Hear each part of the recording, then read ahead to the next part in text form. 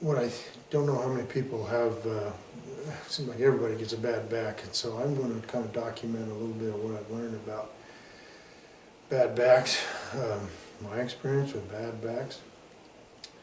And today probably about as bad as I've been for a while, and so I'm going to kind of describe to you or show you what I experienced. So supposedly my doctor, or what we've got is about 3 years ago I had really bad pain in my right leg that kind of crippled me for a while, and I slept for days on a little stool because I was the only position that didn't kill on my belly until I got blisters on my knees, and that caused other problems. And we kind of got through that. I think maybe two things maybe broke the ice on that one. One was I took a muscle relaxant. So that should always be an option, because if your nerves get pinched, those control your nerves. If your muscles start getting bound up and fighting each other, they're going to say, I'm going to win, I'm going to win. And it really knots things up and really causes problems. So don't, and I've talked to other people, and not all muscle relaxants affect you the same way, and so if one doesn't work, that doesn't mean you stop, is I think the moral of muscle relaxants. That's for temporary issues. Now, I've got something called stenosis, which is just narrowing. I don't have the formal definition in front of me, maybe I'll look it up later. But what it does, you get nerves pinched in your back from either bone or disc or other things kind of pinching things in the way. And it's a surgical process to remove that. Sometimes you can do some other things to push those parts out of the way a little bit. I'm a surgical candidate. I did an MRI, and I can show you those results a little bit. But what I've been doing is some PT and some chiropractic work to try and keep away from a surgery if I can avoid it. It's looking like I'm losing. So while I've been talking here, I don't know how long this has been. I've been upright for about, I don't know, 5 minutes now probably, walking from the outside. And so the way I'm measuring my success on anything that I've tried, stretching or chiropractic work or physical therapy, is how much stand time I have. And so if I'm 5 minutes or less, that's about the minimum that I've been. Call it range anxiety these days. And the other way I measure it is when the cuss words start showing up in my head versus when they start coming out. My favorite one is one I shouldn't share. But I'm about there, being able to share it for sure inside, but it's just about ready to come out. So what it does is, right now I have terrible pain in my hip, and it's really hard to stand. And what it is pinching a nerve. That's all it is. It's just lying to me. It's telling me that I need to do something different.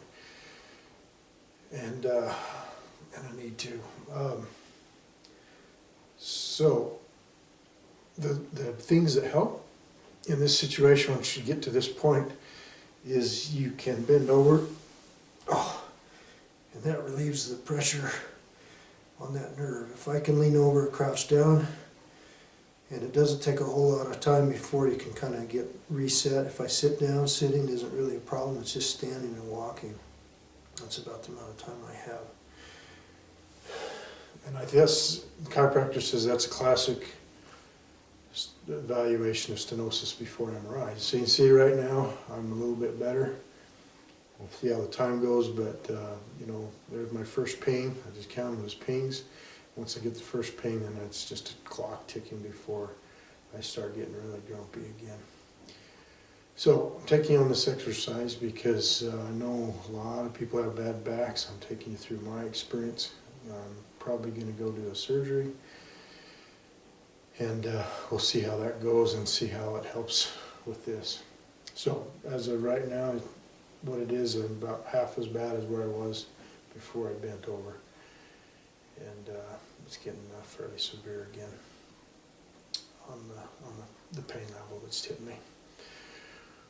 Okay, I don't know if you can see the pain, but anybody that's experienced something like this will probably relate, and they can look across 100 feet away and say, that guy's got a bad back. Then those of you who've had these kinds of experiences are probably looking at me saying, yeah, I understand. I'm going to show you some of the exercises or stretches I've been doing and exercises.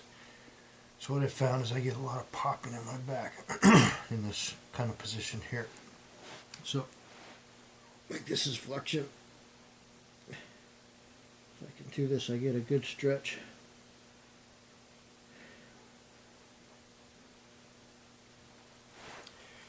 I've been told by my physical therapist not to allow your back to bend because they're working on core strength. So tighten up your muscles. And then extension.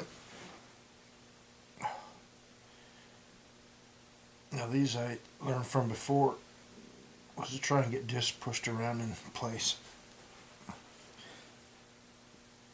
This is very similar to knees to chest. Get the same benefit, I think. And on this mode, if I rock my hip, I get a pretty good stretch in my hip area, which seems to be significant. I get some pretty good pop. Kind of almost like cheese curd pops. I do this kind of thing.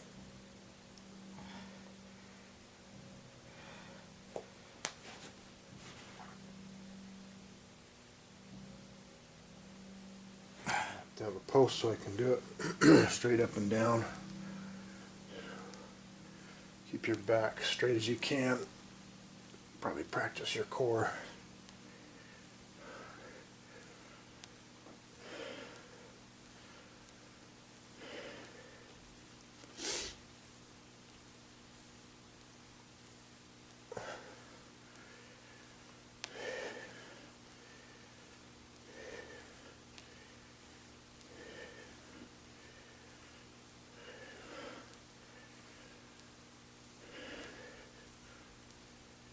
I've been doing it from 25 to 50. Then at this point, you come up, put your feet close to the wall, same thing.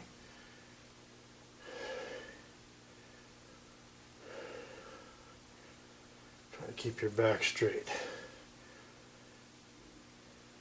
Dr. H said that first one is kind of like flossing your nerves.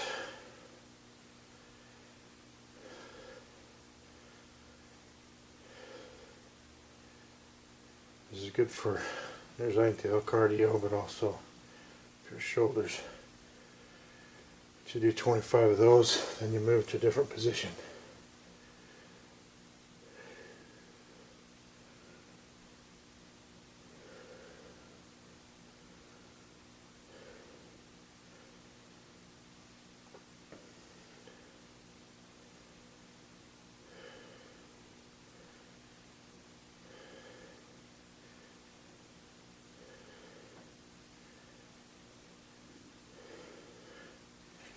And down. You go middle, up high, up, down, all three positions. Doesn't matter the order.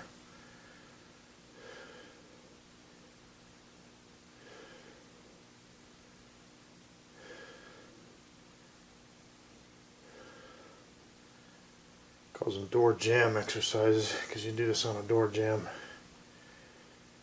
Most everybody has a door jam. I just happen to have this pillar. I call them. It's kind of nice.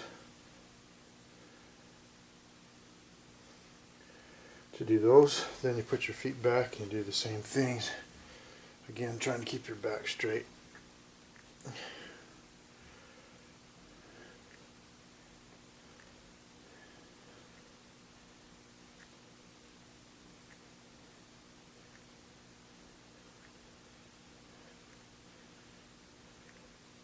I got my first ping a little bit ago,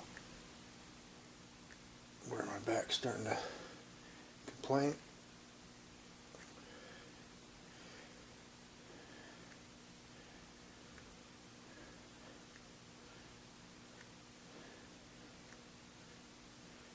And change positions.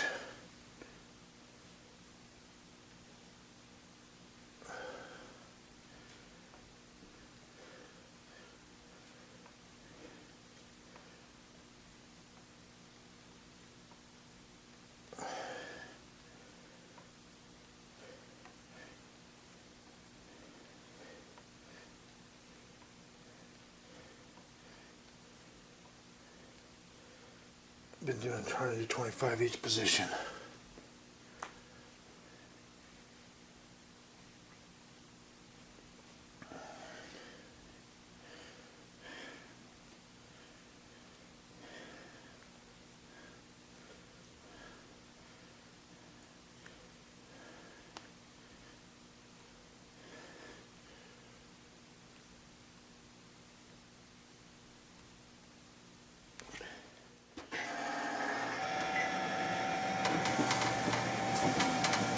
been doing 3 degrees of incline, mostly because this treadmill slips if I'm less than that the way I walk on it. 3 miles per hour.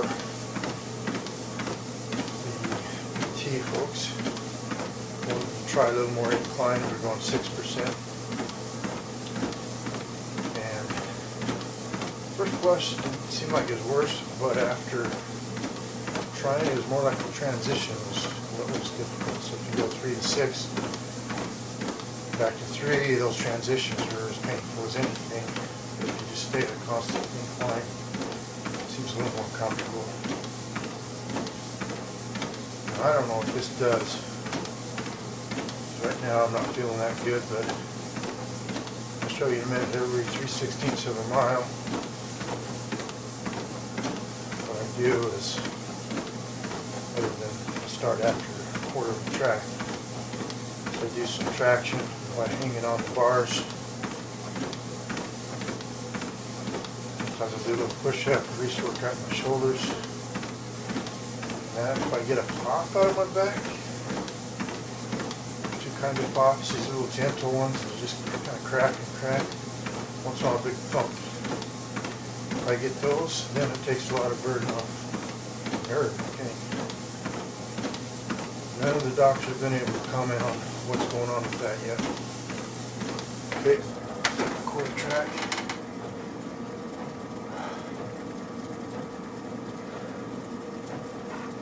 There's a little bit of pop down there. It wasn't as good as I expected, but a little bit.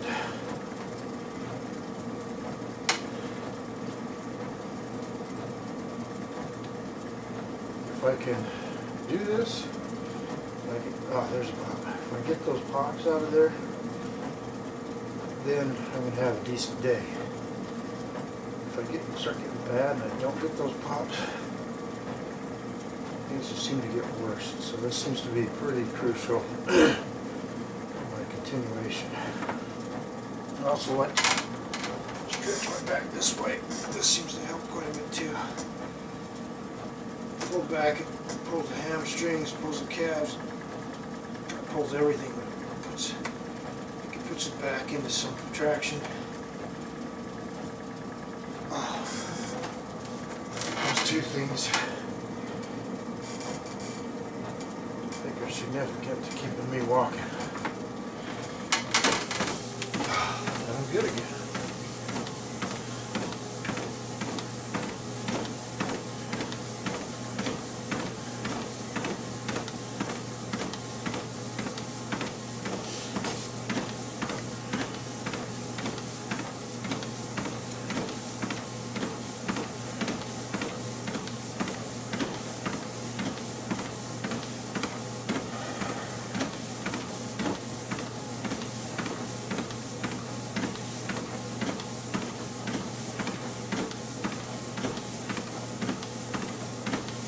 Probably could see in the background I got an inversion table. I'll show you how I've been using it, how it's taught. I really haven't been able to tell that it's done any good at all. I would expect it to, but it hasn't.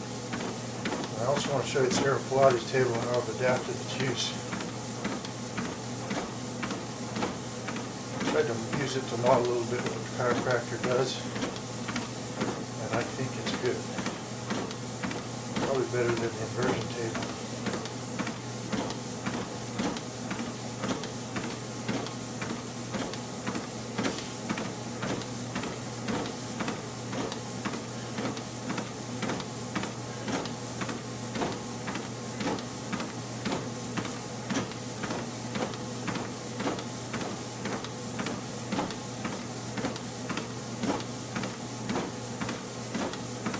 Should add in all this is I'm not an expert. Stuff is just stuff either come from medical advice or some adaptation. When you get involved with something like a bad back, you just try and keep trying different things. Figure out what may or may not work with you. See what helps. kind of something that's hot. Trying stuff until you find out what puts the fire out. Okay, 3/4 track is done. Here we go again.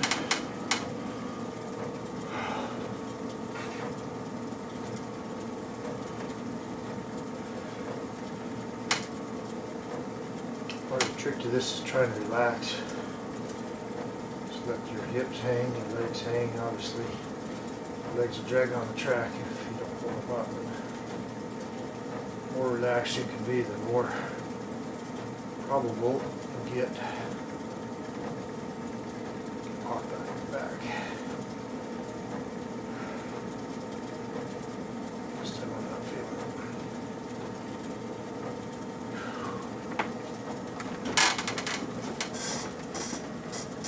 Get a little bit there.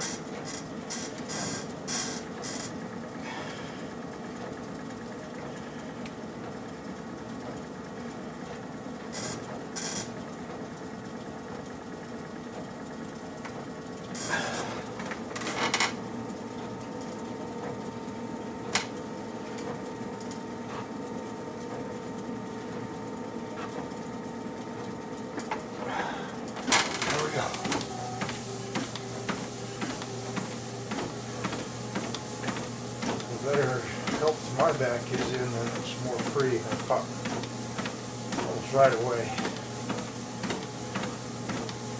The worse I am, it doesn't pop at all, or it takes a while.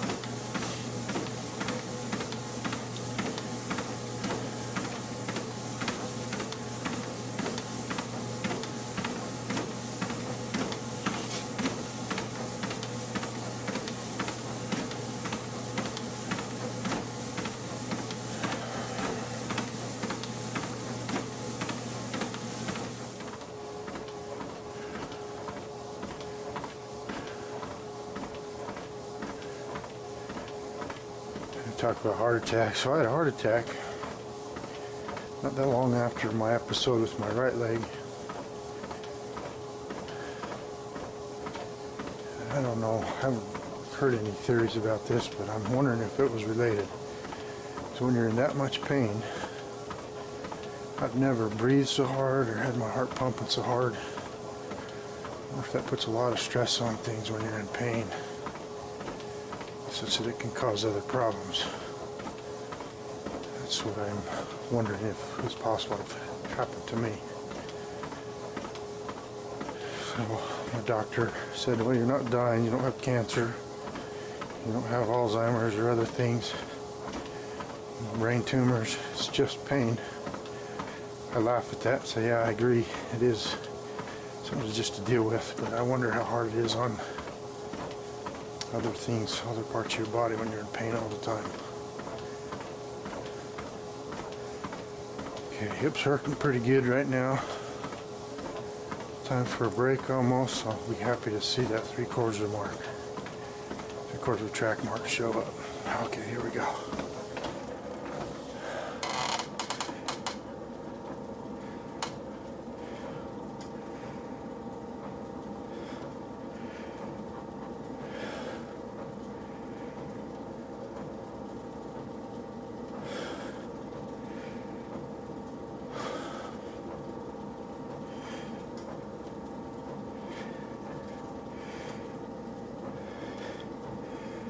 Probably is good exercise for your shoulders, but I'm certain some people aren't going to be able to do this all that well. I used to use my arms quite a bit. I feel like I'm getting weaker, so I'm just using my shoulders to do these dips.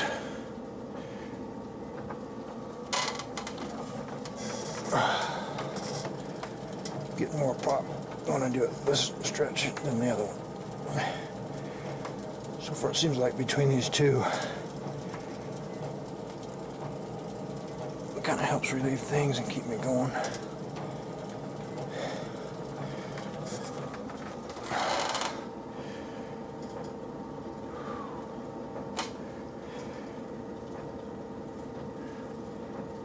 Decompression. That's the name of the game. All right. Like I said, usually I only do that for about two blocks, LED blocks, but it's not working so good today.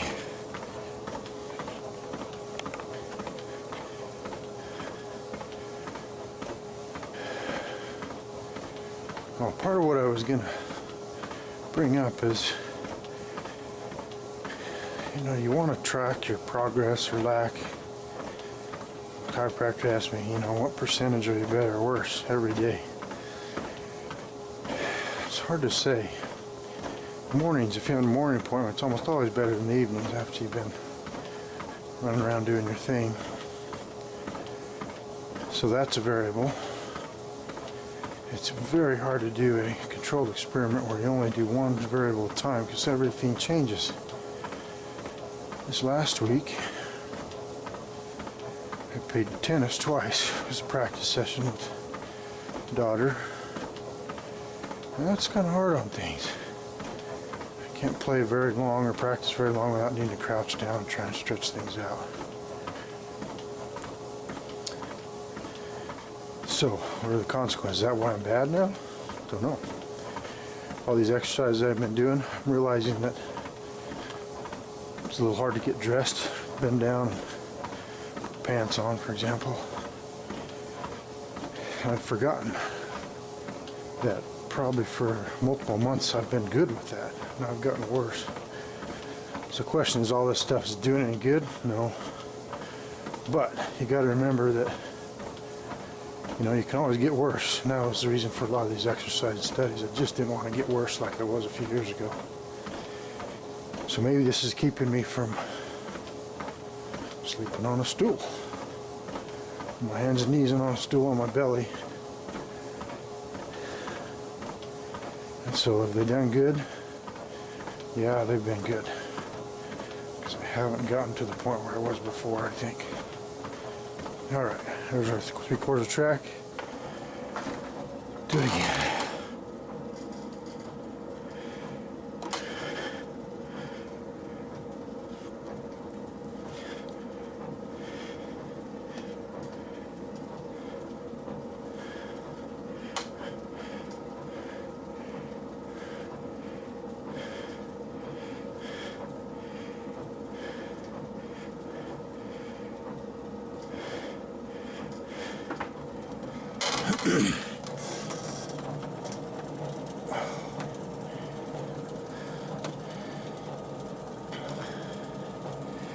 If you get a good pop out of it in my lower back, I almost cheer because it feels good. It's a relief. And then I know, though, at least psychologically, that things are loosening up. It's going to get me going again.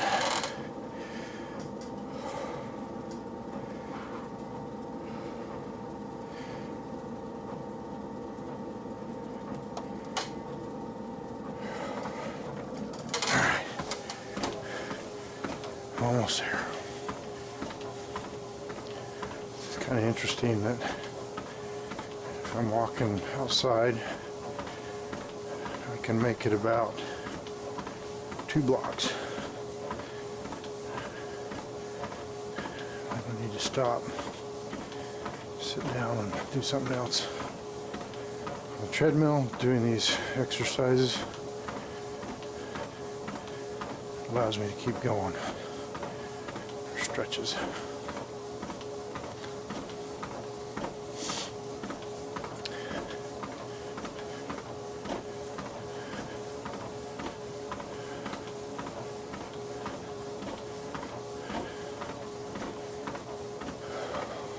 All right.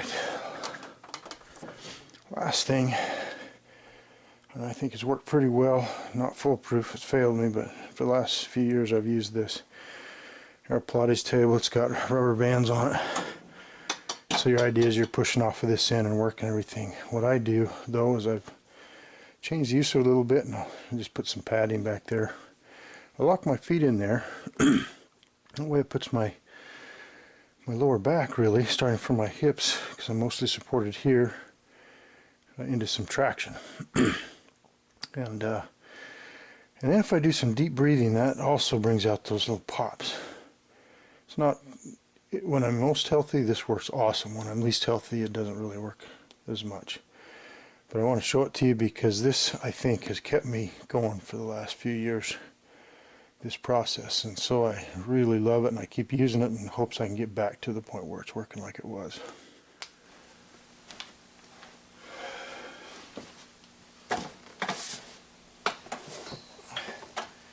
Pull yourself back, get your feet hooked, get your chin up in the front.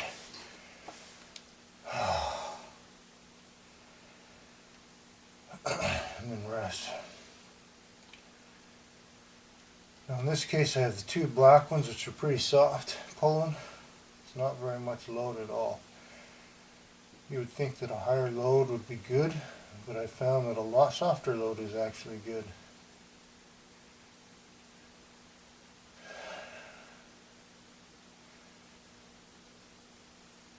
And then just rest. Take some big deep breaths. When you take the deep breaths, get those core muscles down in your belly tight. And then you relax. If you hold your breath deep,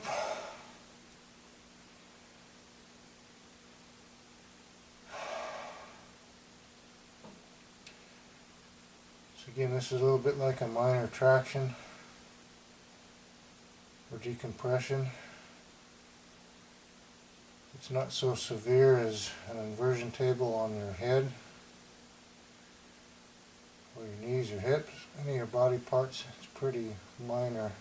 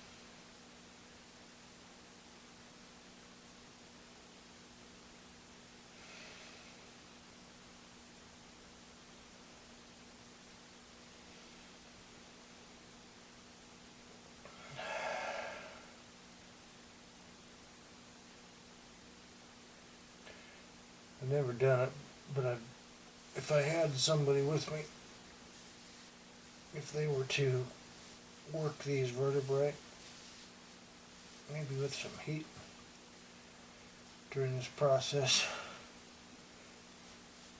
I really think that would be a good thing.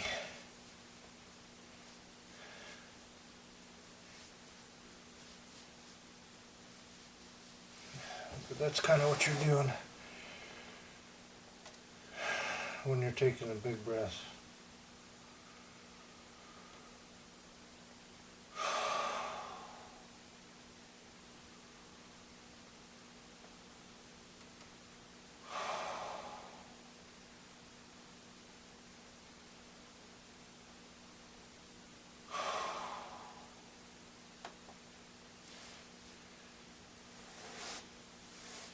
Alright, so after, I don't do this for that long, maybe 5 or 10 minutes. Release your feet.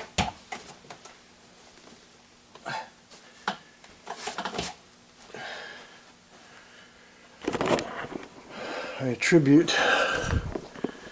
that Hero Pilates table with that traction and the treadmill is the things that kept me for the last 2 years from doing anything more serious or severe. I haven't been to doctors or anything for a couple of years after my first episode. And then it failed me. And what I'll do is I'll show you the MRIs and walk you through that, because you'll probably get an MRI. And I can tell you what's changed. And so I'm deteriorating, whether that's a function of just plain old life or how I'm abusing myself or whatever, I don't know. Okay, and then after the exercise, what I like to do is get a nice hot bath. Soak in there for a while. Okay, today I'm going to show you some of the floor exercises, mostly PT has been talking about. So, knees, knee to left shoulder, knee to right shoulder.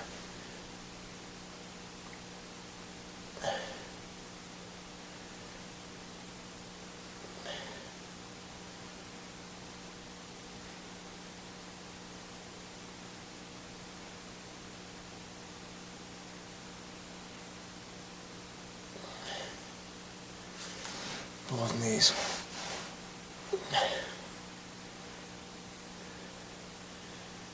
Now in my case, it's always tight on my left side, but surprisingly on my right side too. I get popping on my left side. The right side, it just feels tight all the time. It never loosens up. Keep in mind my left side is the latest problem area.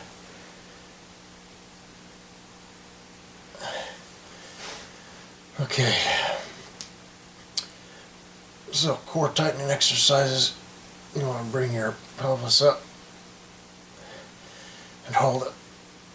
What you're doing is there's some muscles in there you're tightening up.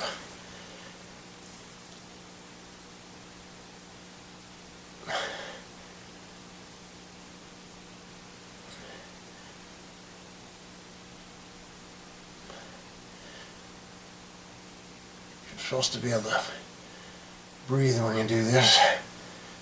That takes some practice.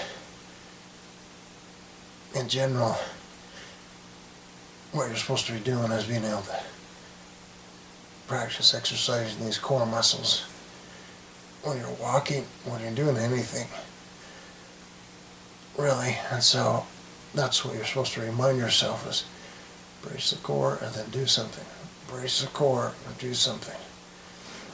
Bridging, the same thing. I get some popping when I do that. Brace the core and do something.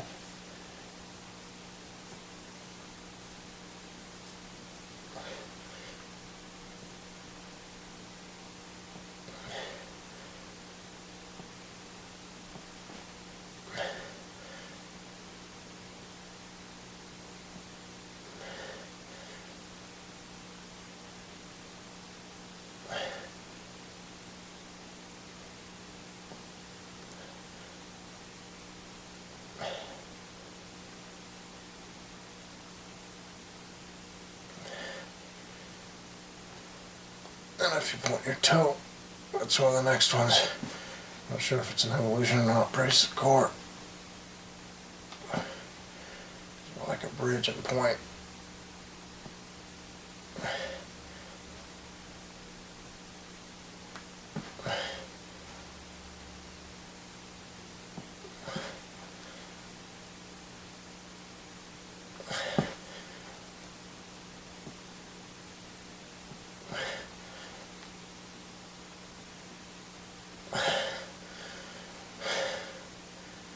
This is more of a stretch.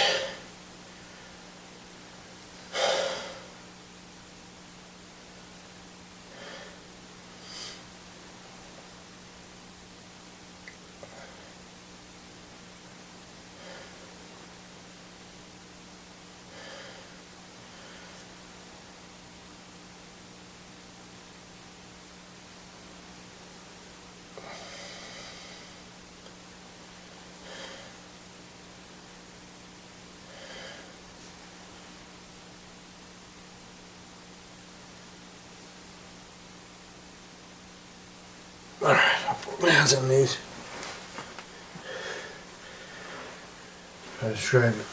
This one is not a PT one, but this is one that really is good for me. Your hands and knees, brace the core, pelvic forward. This was called hunting dog.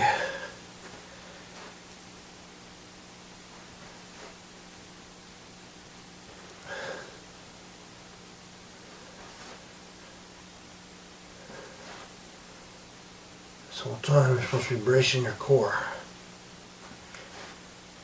not getting your back sway back.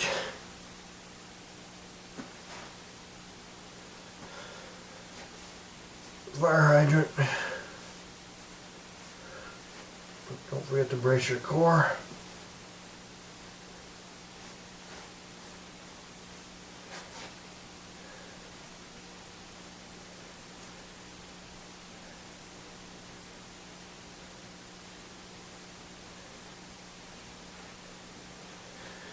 I think I showed this the other day with the stretches I also like doing. So this is my favorite. Really helps. Stretches things right through here. Something I've done a fair amount is I'll allow the body weight to push into your hips either side.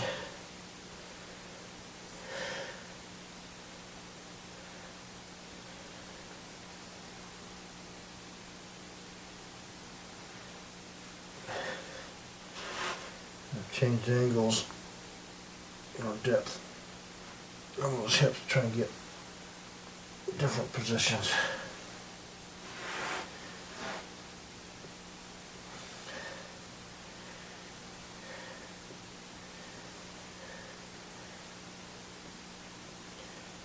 Something I'm confused about with the two PT that I've been to.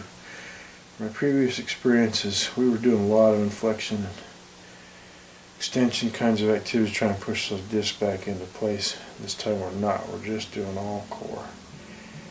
So this kind of stretcher going back this way is not something we focused on. This is not something they proposed, by the way.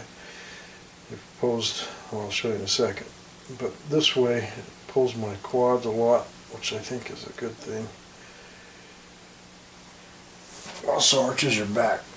The one they were doing is this one. Oh, mostly when you're doing exercise, come back and do this. I haven't done this so much, but been focusing more on the core kinds of things lately.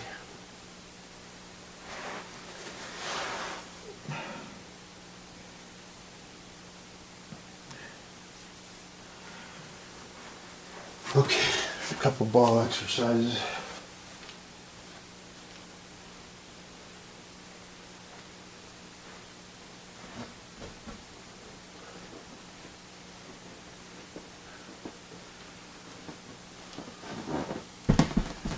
So just put your feet against a wall so you can't move. And then practice.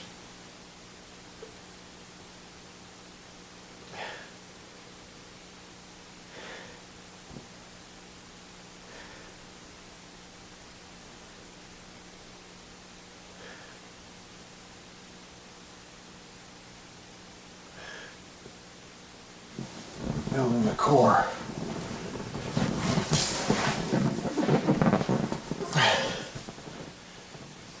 Hands, four hands and knees.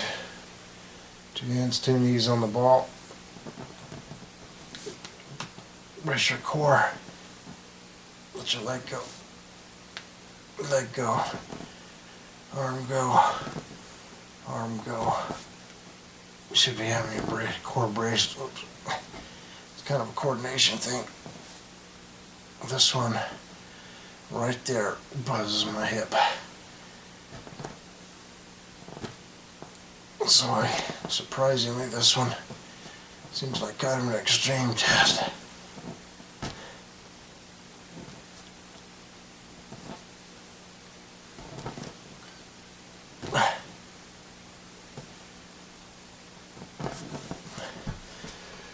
So what my dad does, that seems to be pretty good too. Grab his knee and rock. This is not a PT one.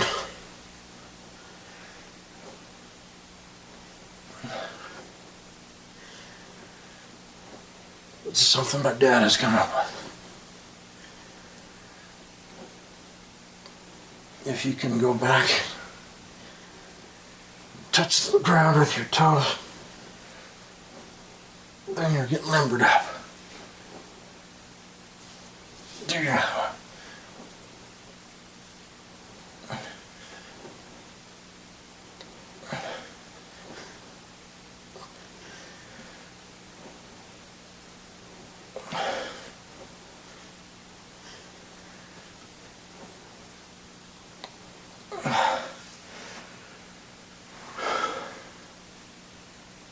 I think there's probably some I'm missing, but those are the basics.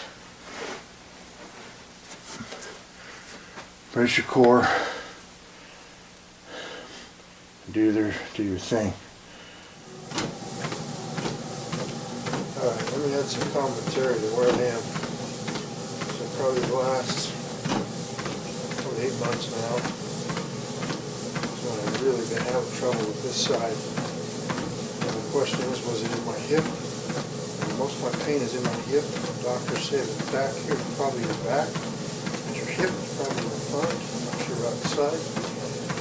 So that's been the theory we've been working on to help prove that theory.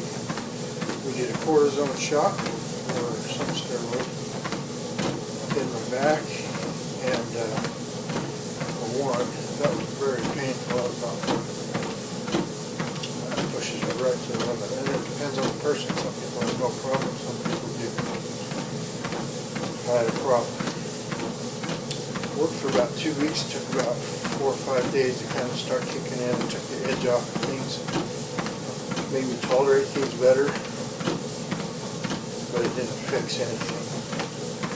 And by about 2 weeks it was back to normal. So to me, it helps me believe that it probably is true back. And that was after the MRI. To the back, and problems over the MRI separately. The other thing we did is we took a huge dose of ibuprofen in case it's inflammation caused. That did nothing. So I think that means it's not inflammation that's causing all this. Now, Dr. H, chiropractor, did a thing. Hard to tell, you know, if you drew a line. Every time he goes in, he asks, are you better, are you worse? I can't tell. And, in other words, wasn't making big improvements. But it also wasn't really going down. It was getting worse. Which may have been what I was doing. I started PT. I think it got worse. But in the midst of that, I've also shut up Dr. H's chiropractic work, which I think was good. It's not hurt right now. So, whether PT is making things better or worse or not, I don't know. I'm pretty sure chiropractic helped. It's a good thing. Dr. H, the things he's doing. So, in the middle of this, I've scheduled surgery. Decided that, trying to decide what to do, and I had this dream come to me that the dream was this. It's that I was a surfer in Australia somewhere. I kept surfing down on this one beach, trying to get a good wave. The good wave never came. I kept trying over and over and over again. Never got a good wave right. When I left that beach, look for another one. That's, I guess, where I'm at. PT and chiropractic work. The level of back issue I have is I'm not going to get a good wave to ride at that beach, those beaches. So we're moving on. So December 7th is my date. It's a laminectomy. I plan to visit with a neurosurgeon.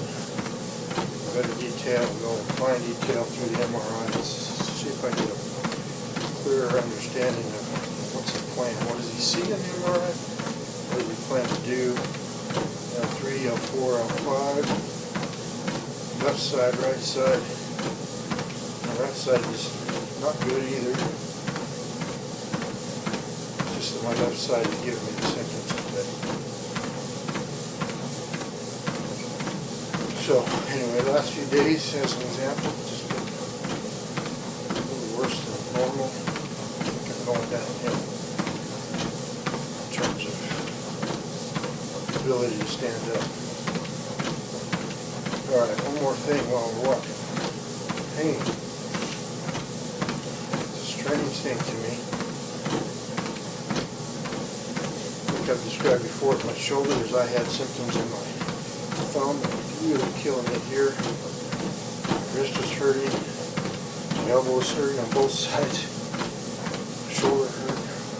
My arm hurt. Everything over here hurt. We started doing symptoms, exercise.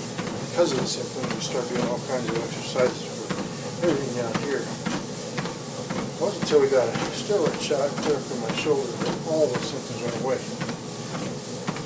So I think what I learned is that if you have a symptom somewhere in your body, it could be where you hurt, and it could be somewhere upstream. That's where the problem actually is. Nerves just walk downstream, and so anything upstream could be the cause. I had a cortisone shot. All my symptoms went away in my arm. So, back to my hip. What is the problem? Where? Is it upstream or is it really there where it's at? It's a little bit upstream in my lower back, I think.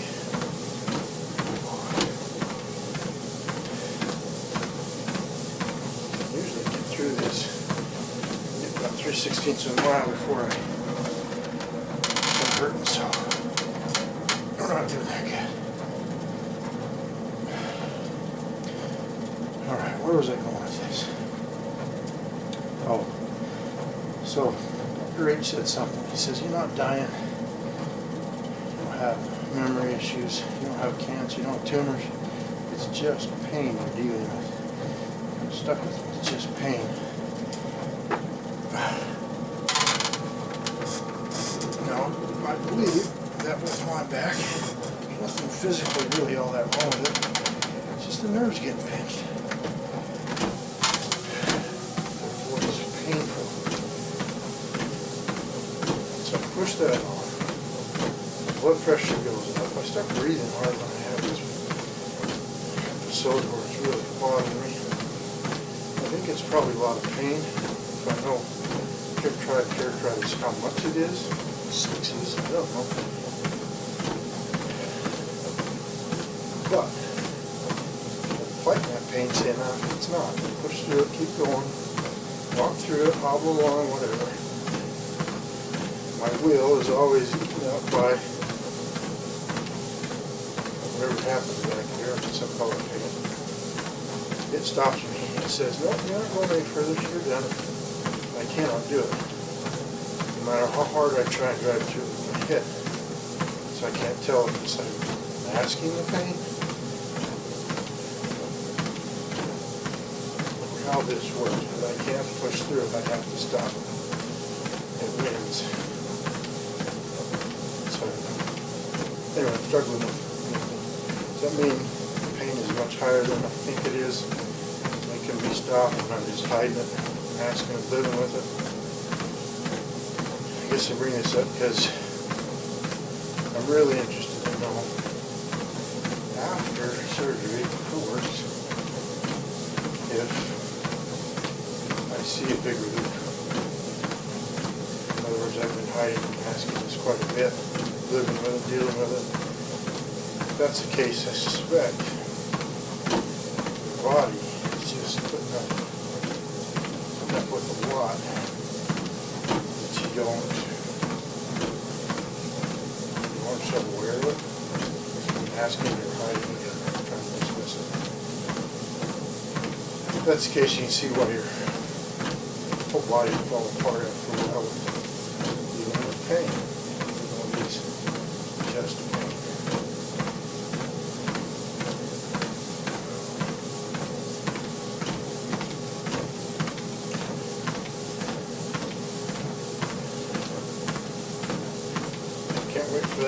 adventure. I'm excited for surgery. Tried everything I can think of to avoid it. I think we've got a doctor with a good reputation, surgeon, neurosurgeon. So be careful about nerves. For laminectomy versus a fusion or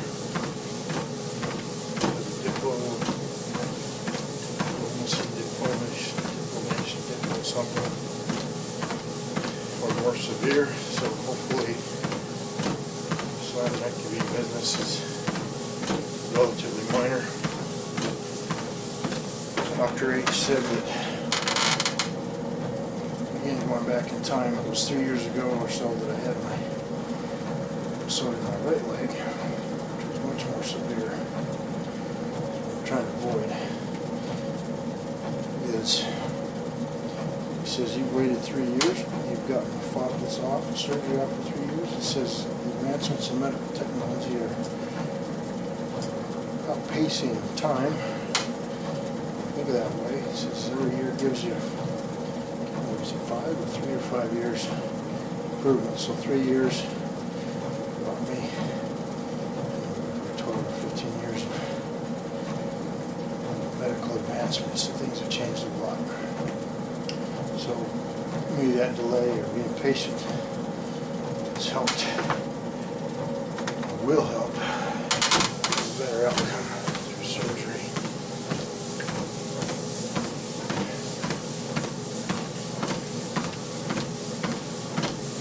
I suppose I can't help but question when he says that if PT or chiropractic work had the same kind of advancement in technology or not. It's just surgery. Well, question to ask him.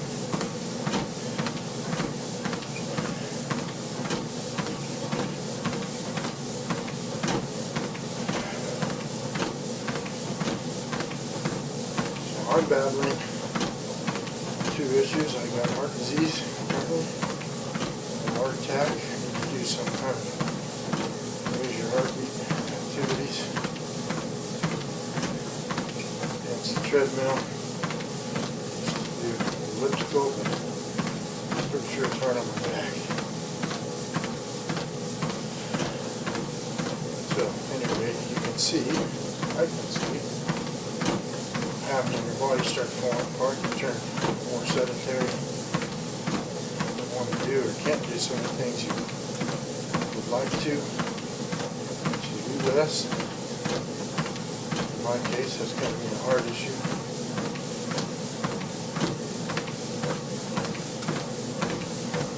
Another heart attack.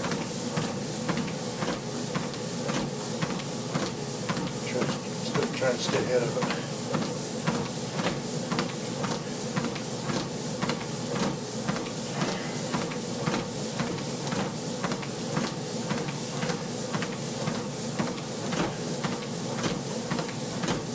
So, talked to the doctor, going kind of downhill. People thought of going back to chiropractic work for a little bit, trying to get through it, but I might have to. PT, they recommended me to keep going. I'll talk to the doctor about that. Just because if I'm healthier going in, I'll be healthier coming out, I believe. But co-pays, paying $45, $50 time you walk in his office, so it's bad enough. Start making you philosophical about what you're getting out of the bank. What kind of bang you're getting out of the buck, I should say. Okay, well, one more stretch I can go through.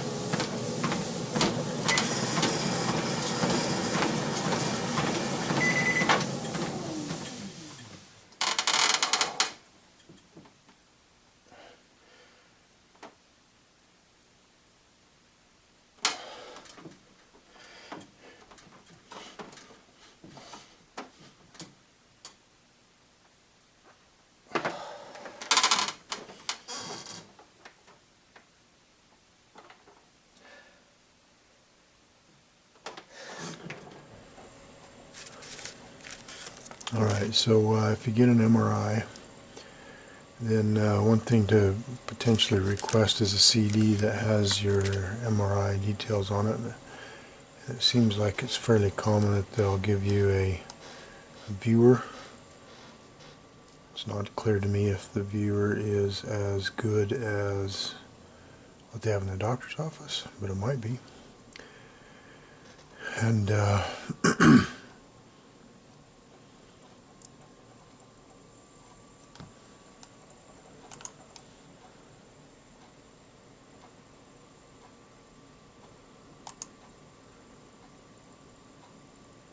so what I've got is x-rays and MRI data.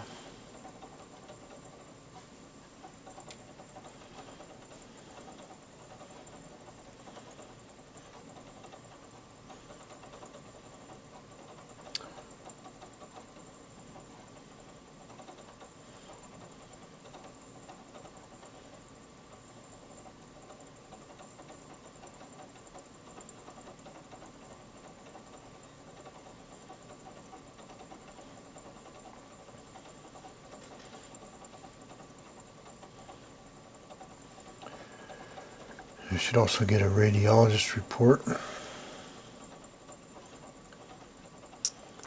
which I'm not sure where mine is.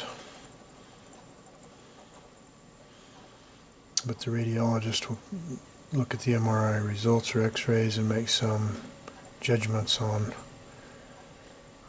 issue areas. As you can see, it takes a while to load. If I can find mine, I'll maybe read part of it, but they use the word severe in at least one thing, and my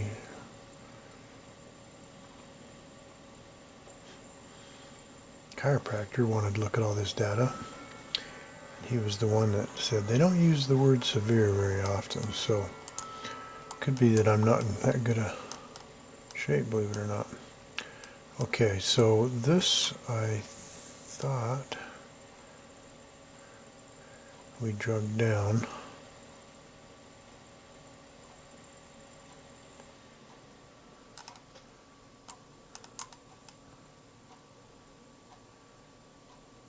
Okay, we do.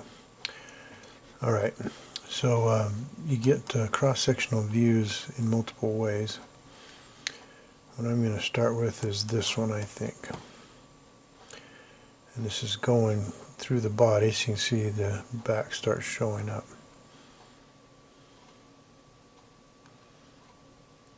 So this is about the image that we spent the most time on. Section view about in here, maybe about in here, I guess. So these are all of the vertebrae. I think this would be L543. I think that's right. Although that looks a little low to me, but I think that's about right. The white here is spinal fluid in a spinal fluid sac, and these black things looks like horsehair is the name that's like horsehair. These are the nerves themselves after they leave the spinal cord up above. So these blacker areas are discs, and you can see in my case how the disc is bulged out here, and that's pinching this nerve and spinal fluid sac area here and here as well, all these guys. And what that does is push the nerve into the bones in the back, which are the laminae, I think is the right name. And hence that's how you get some compression and some pain or numbness depending on how severe it is. Okay, so the crazy thing, I'm going to bring this one down for a minute.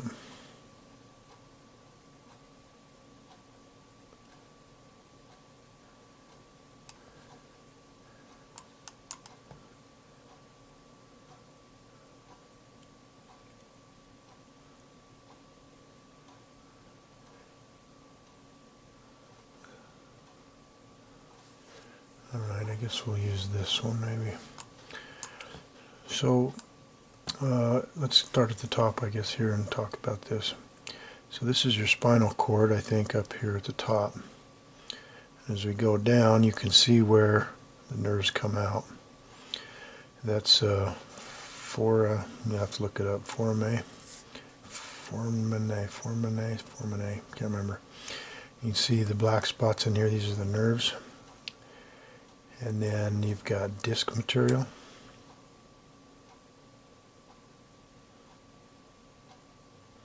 Okay, now here's where we're getting down. So you can see how from side to side it's not very even. This is one of the pinch areas thought to be a problem. So the disc has probably some damage here. You can see this is a good view of the nerves, the horsehair, spinal sac.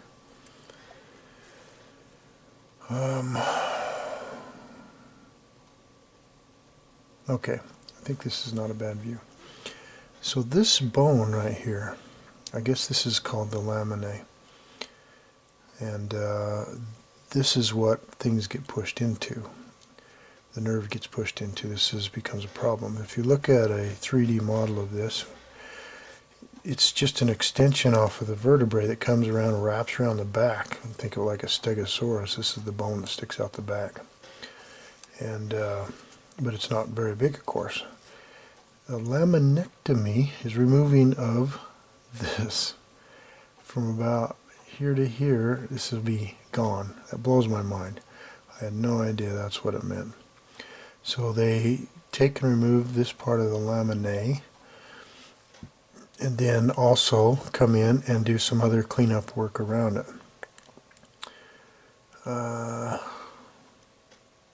So essentially that piece, that nub, gone.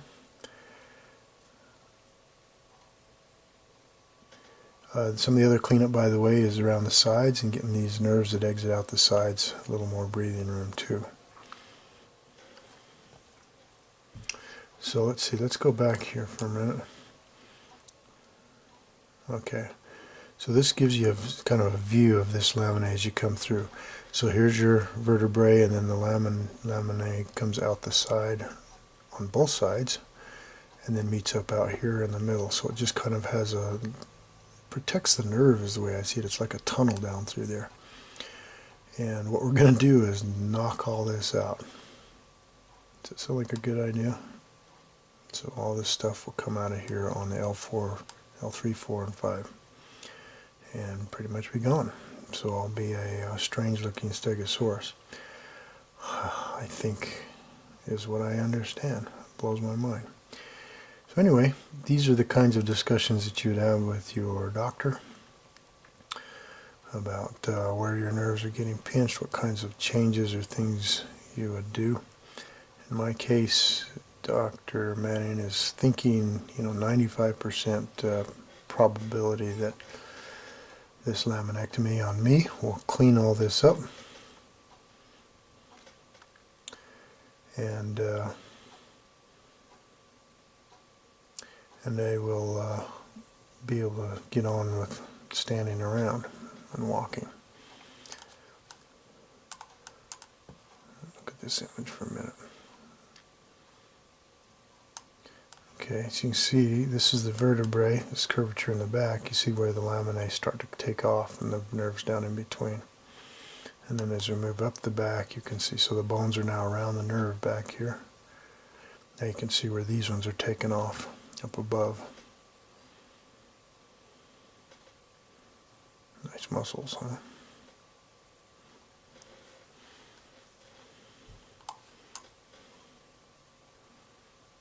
Oh, these, I don't know what those images are for.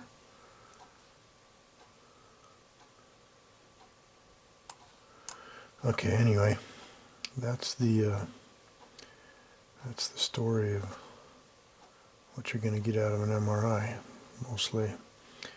And I also learned that MRIs are good, and that a surgeon, neurosurgeon, is able to judge from the MRI what their plan is, where they're going to attack, what pieces they're going to touch. and I guess usually are not surprised so much when they go in to the surgery itself. They pretty much know what it looks like and know what to do when they get in there. All right, well, I don't think he's other images. It seems like we got duplicates. Okay, this is the laminae. That's a good view of the laminae coming off of the vertebrae back here.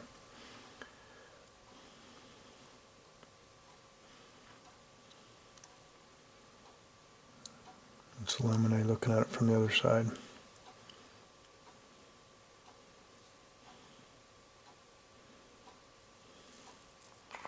Okay, well, I made it home. I haven't done much the second time I've been up the stairs. So I'll describe a little bit of the experience in the hospital.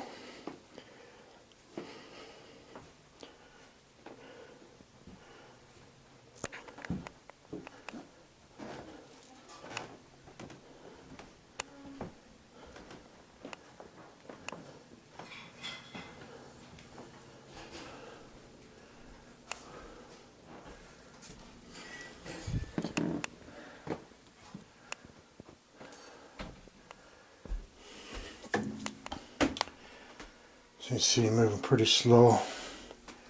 Doing a back brace, which is a good thing. I think that really helps keep some stability where you've lost it, I think.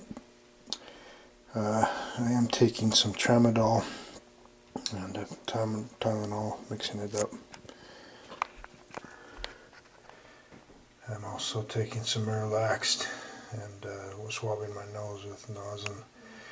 Those are the extra medications that I'm taking. The tramadol really is the more serious one. Now, it's good to keep track of this, so I'm kind of weaning off of that. Looks like a little bit. Going from every 6 hours, now it's about 12. So we'll be slowing down on all that. Now, a couple of things that I think I learned in the hospital is about surgeries. Dr. Hollingsworth said by waiting 4 years, is 4 years ago I had my bigger spell. By waiting 4 years, I've probably bought 15 years worth of improvement and experience in the operation process. So I had a good chat with one of the nurses about that, about how come that could be, and a lot of that was because of the anesthesia has gotten a lot better, and then their processes are less invasive, and so supposedly, we'll see maybe tomorrow, but I have about 1.5 inch or 2 inch incision on my back that would have probably been bigger. So the laminectomy itself is not new, but the way it's done is new. And so it's less invasive. That means you get better quicker. Less medications, you get in and out of the hospital quicker. And so I was overnight, most of probably about 1.25 days, I guess, in the hospital. Anyway, I was disappointed because I started walking. I was feeling better. Every time I got up to go to the bathroom, it was about every couple hours, and I go for a walk. And after one of the walks, I started getting a lot of pain in my hip, and I do right now, by the way, a little bit. It's starting to show up. The same pain I went in for surgery for. And so we'll see how this goes, but everyone's assured me that it's not abnormal, and things will quiet down. And so we'll just see how it goes from here. Anyway, that's probably the update. Some of the things to worry about is making sure you don't get blood clots. Have these compression socks and pumps on your leg the whole time for 1.5 days. And those are still on. I'm not doing the pumping. I have to do my own exercises now. And then needed to breathe. I can show you that later, but needed to get some breathing exercises to make sure your lungs stay clear. Anyway, should be getting up and walking here and there a fair amount. Feel pretty fragile. I probably need to go lay down now because my hip's starting to hurt. So, okay, all right. So I had about a 2-hour nap. That's what you do. You just go sleep until you have to go to the bathroom, pretty much, and then you get up, do that, go for a walk, take some meds maybe, and go back to sleep. Get something to eat. I wanted to add something too on this pain thing, so I really felt good day one. Where it's like, man, my hip pain is gone. And I just had to deal with the surgical pain. And I was laughing. It felt so good. But I think what was happening is I was still on anesthesia. And so it was making me feel better than I would. So anyway, that's why my expectations were probably set a little high to begin with, and then when I felt that way, I was probably doubly high, and then when I came back down, it was not good. So day 2, 3 probably is kind of peaking up on pain and other things, and then the healing probably really starts coming down after that. So after tomorrow, maybe that's when I'm hoping to see the better improvements.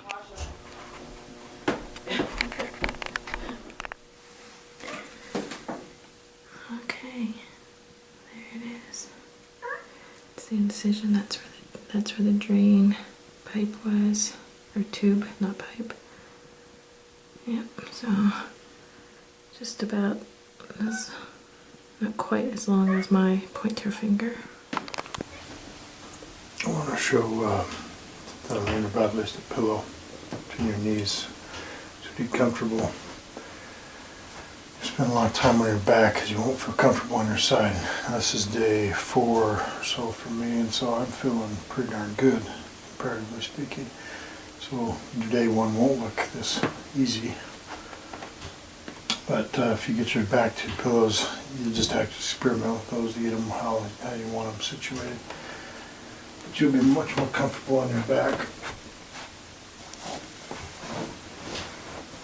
Now, most people will put your pillow, of course, like this. It won't stand like this, but I'm going to show you putting the vertical is good. Get it about where you want it. Get your booty up there as high as you can. I'm going to tell you that, get your foot under your blanket. And then take this pillow. That's not easy to do, you probably need help, but make it vertical. Now once you get your blankets over here, leave it open so hopefully you can see. It strangely feels pretty good.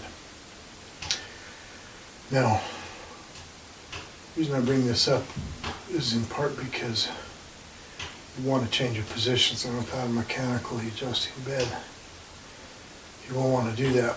With the pillow in this position, then it's easy to smash. So as soon as you're ready to change anything, just move your feet down and it changes with you. And as soon as you're ready to come back up, then of course it changes with you. And so anyway, with your blankets on, then it kind of stays in position. You can truly relax. Anyway, that ended up being kind of a significant learning for me in trying to get comfortable in a bed. After day 4, I've been sleeping on my side some, both sides. That feels wonderful. This of course helps model that for a while. But as soon as you can get more positions available to yourself, then that's good. I also found that it feels so good to stretch. Oh, smash that pillow. So anyway, I'm going to point out that learning. Getting in and out of bed, to call it this log roll business, and it will never feel right. What I found is getting your hand on a dresser or something is the best way to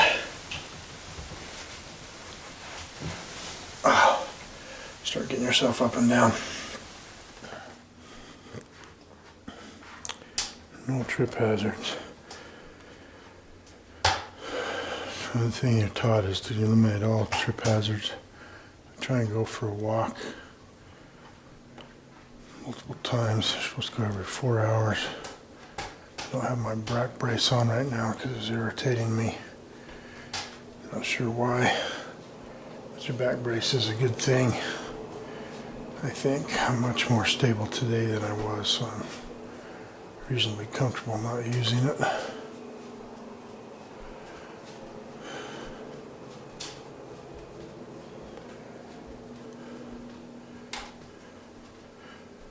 Walk this same pattern many times. By the way, a cat or a dog is probably a trip hazard. So you should always kind of be careful with animals.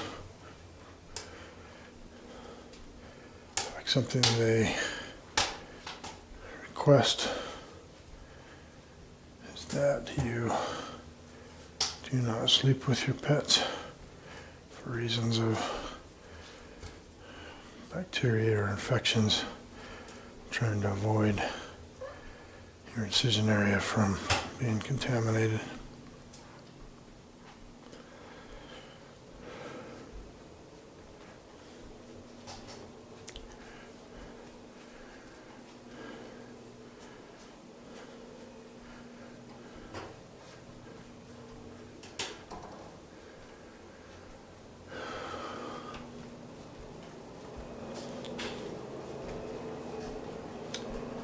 So for myself, I find my surgical area is still tender, weak, even though it's so much better than it was. And what I find with my walking is two old issues show up. So my left inside area of my right knee over here starts to go numb. 4 years ago, that was a symptom that I had with a previous episode of back issues. So like right now, it's kind of getting buzzed. I lost a lot of sensitivity from that experience, and so I just to feel anything, have it come and go is kind of interesting. The second is my left hip. So the whole reason I went into surgery this time was because of pain, pinched nerve manifested in the left hip. So right now it's showing up.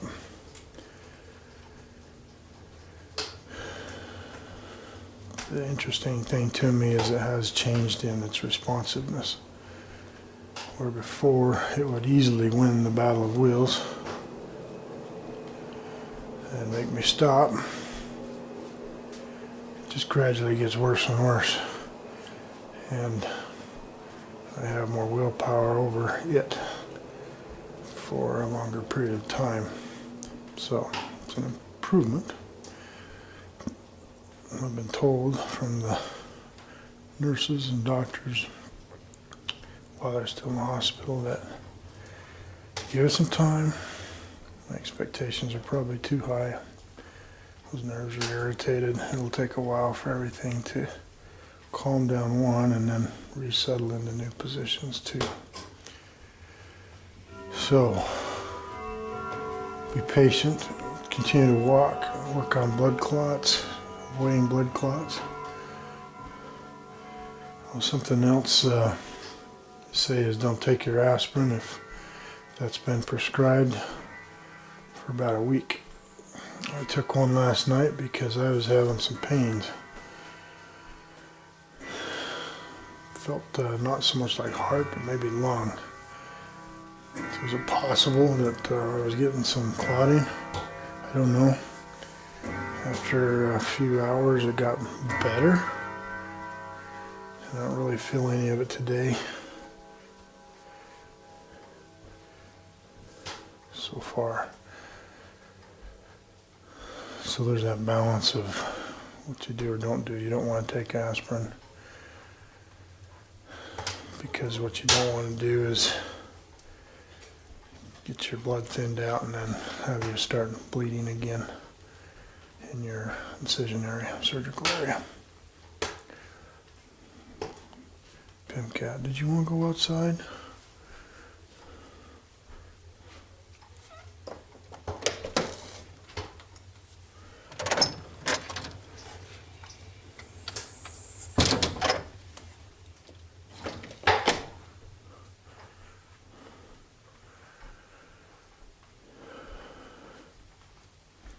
Also finding that I can change my walk up. Not sure if this is a good idea, but so swing my hips a little bit and do a stutter step walk. Call it the Logan walk, because it would really help a grandson sleep if you'd walk like this. Every few steps you change it up and do one step back. It's about like a surgery, isn't it? A few steps forward, a few steps back.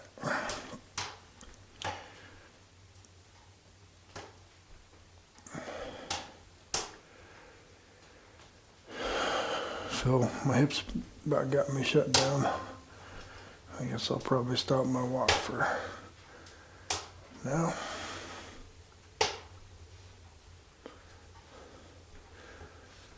And go back to rest.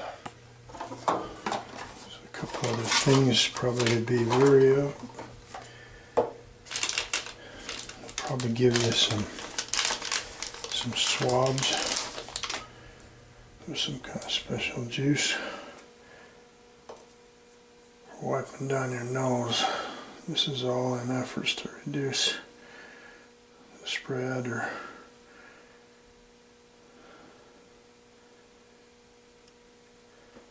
bad bacteria, staph infection kinds of things. This is something that I want done every morning, every night. So you want to see how it's done? It tickles. You gotta get in there a little ways. 3 one way, 3 the other way. If you can do it without cringing, pinching your eyes together, then I'd be impressed. That's all there is to it. Alright, so bowel movements. It's a major reason I'm told that people go into the ERs after a surgery. I think it's for a few reasons. Antiseptic shuts you down, so your body quits working your bowels. And I think the medications that you take also do that. And so stool softeners were administered at the hospital. I've been taking Miralax every day. On the chart it took me 12/9. I got a bowel movement. So that was 2 days after. Got 3 bowel movements, and I was so proud. So 2 and 3 a day since. And let me tell you, that first one was uncomfortable, and so you don't want to be pushing. I guess that's what I'm bringing up is there's 2 things you don't want to be pushing on is your belly, and bowel movements will do that, and you really want to push, and that hurts. And the same thing is sneezing. I've decided you really don't want a cold. I have allergy kinds of issues, because if you're sneezing that'll hurt. So I've had a few coughs where they'll strike you pretty hard. So avoid those, try and control things. I don't know how best to avoid a sneeze. Okay, last thing maybe I want to point out is where we're at with medication. So I took a Tramadol last night at 6:50. That was about when my heart, chest, whatever pain started showing up. So I'm not sure if it's related. So I want to be done with that if I can. Last one before that was 9:50 in the morning was a Tylenol. So I'm going to probably just say I can do Tylenol today. In fact, I may just take one now. And plan on just using Tylenol from here forward.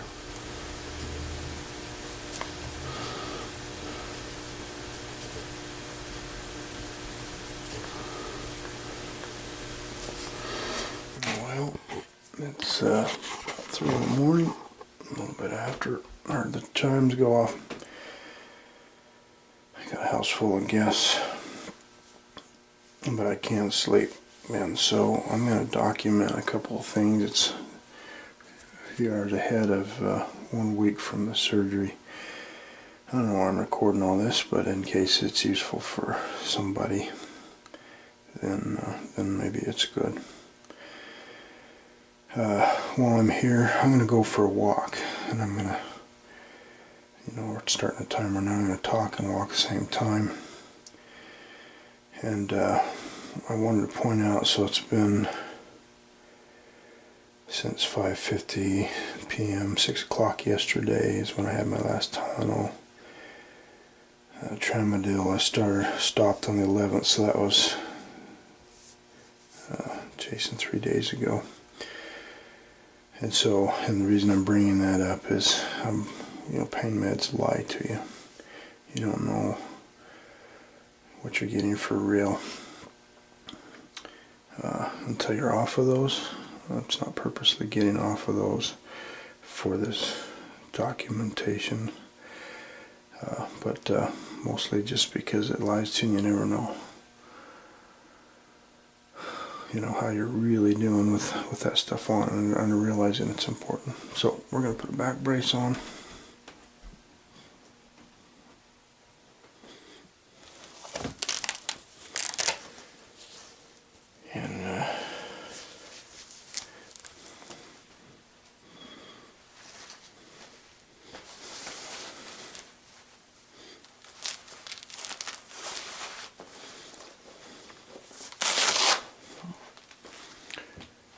And now go for the walk.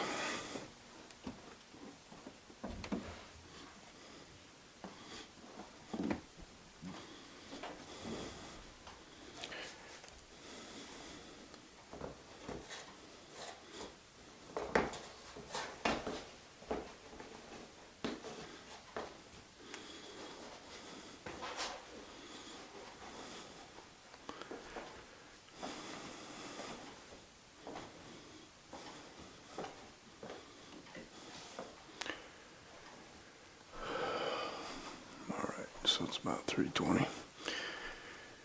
Alright, so what I'm doing is we're going to go for the walk. I've been up for, you know, maybe chasing 5 minutes. Describe what I think I'm learning from this process.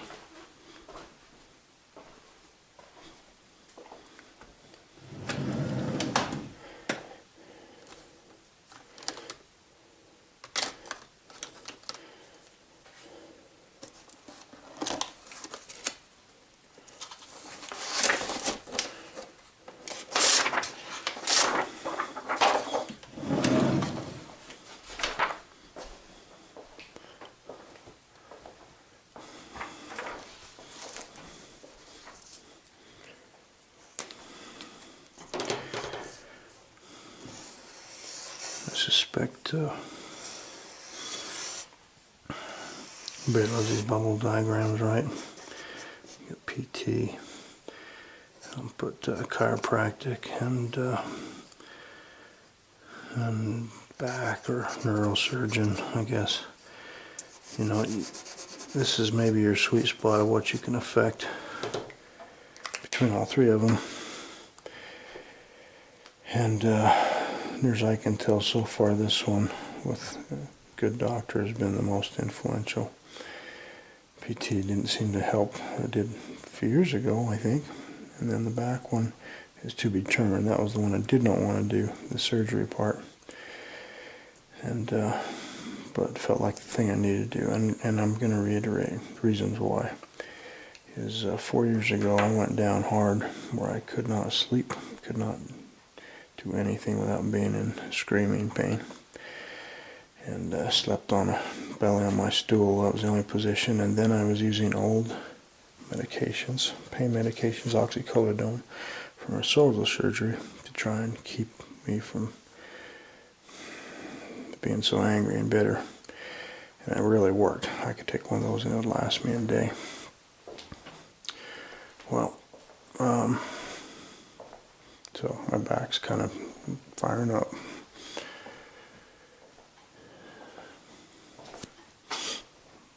I did not want to get back there.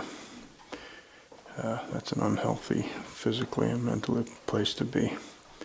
So, this is why I was trying to redo all those things that I'd done before and try and do that, and miss this, trying to trust, I guess, the medical professionals in this process to get me what I needed to do.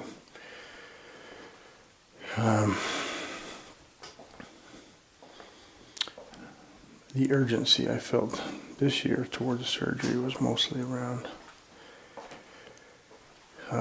not going back that far.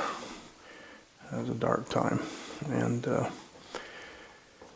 And so that's why I did it. The neurosurgeon that we picked out was because of a high recommendation from the chiropractor. I don't know if it's the best choice. How do you know? It's hard to tell. Got a good reputation and a good recommendation.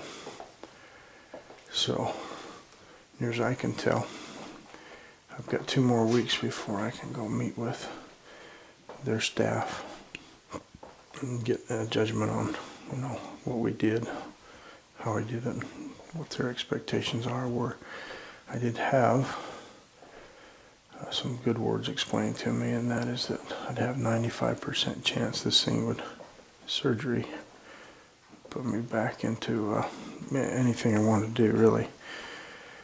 And so that was encouraging to me, at least statistically. So I want that 95% to show up, of course. Now, what I have is symptoms of what I had before. I've heard some people say that as soon as they do this, they just immediately have relief, and they have some validation that what they did was awesome and good. I'm not one of those after week 1. So right now, I've got some pain starting down in my hip, very similar to what I had before, a little bit into my leg. It feels the same kind of symptoms as before. So right now I'm wishing to decompress something. Now, pre-surgery, what I would do is just quit walking or lean on something to try and take some burden off of the nerve. This corner in the kitchen. It's kind of good. And this does help with that, but it also puts a lot of tension on the whole lower back, which feels pretty fragile. And so I can't really do that. Another thing would be to do is to sit down. I used to be able to sit down without a whole lot of problem, and now I can't. I can for some time, but it's that part of it is reduced in my capability post-surgery. So anyway, what I think I will do is just kind of maybe take the camera off, stick it on the side, because I think what I did is I wasn't standing too far away from the kitchen here before. So we've been walking around for about 10 minutes. It's pretty good. And I am not buckling, but doing okay. I do have the symptoms, but I think I remember. I need to watch it after, and it'll be fun. But what I think I remember is I probably wasn't standing at this point. I was probably starting to breathe heavy. What I'm able to tolerate. It's not winning. I can win this one right now. It's getting a little bit sharper in my lower back as I stand right now. But I can take it. My guess is that walking at this point is actually helpful, whereas before, I'm not sure I can tell the difference between walking and standing. Both of them are pretty equally bad on me. But as I just stand here, maybe I'm hypersensitive to everything, maybe it's because I'm distracted better by walking, and things are getting worse right now. Again, I can fight this one for a while.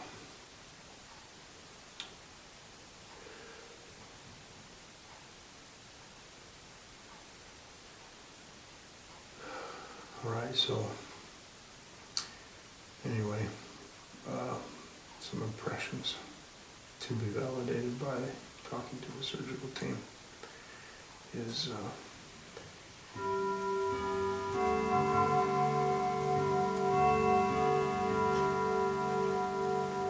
what they they do, I think, is look at an MRI and they say, here's all the bad points.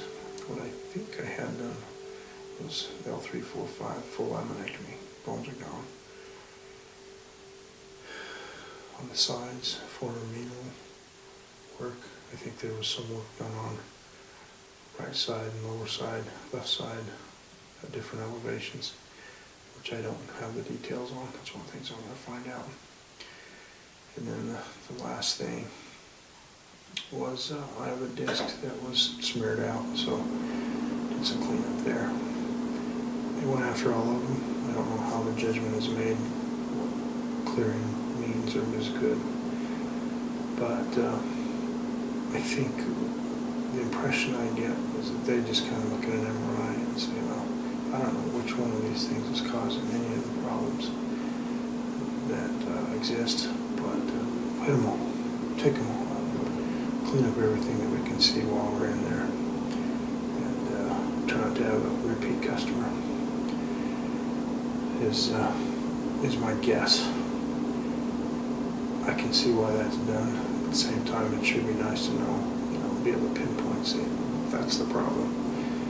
That's when we're focusing on. Yeah, maybe we'll go do the other things, but I'm spending a lot of time right there.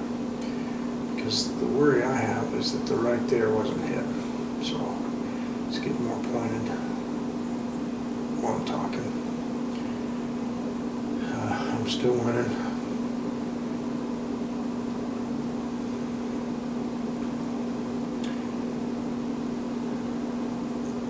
But it's starting to take me out of the stand here and where I need to be done.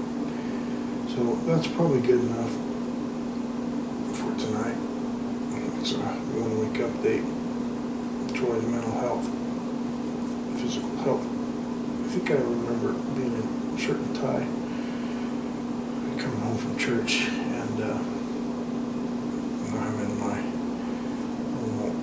post-surgery garb and look like garbage, and that's partially because I do feel that way.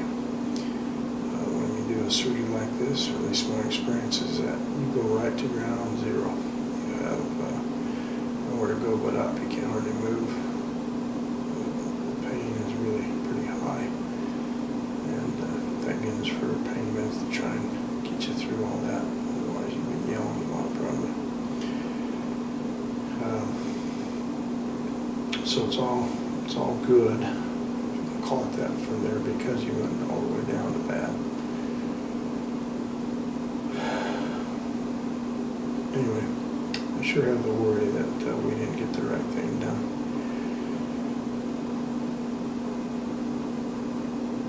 And that weighs on me. It's not fun to think about.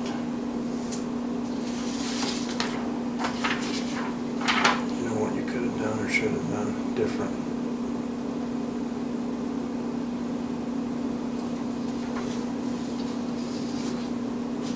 Also, what got you here? Maybe I can add, just to take me too hard on it. I have a tight spinal canal area, which is probably genetic somewhat. So there was a diagnosis made, I guess. And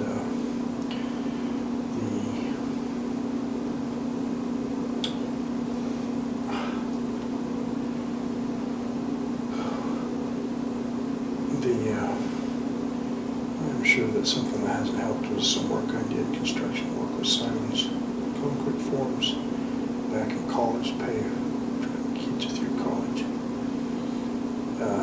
Packing those forms, doing house foundations, some commercial, but a lot of residential.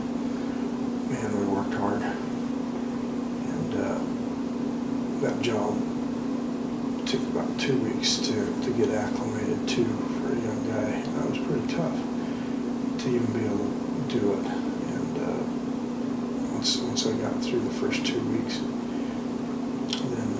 then I could kind of manage it. But I look back on that.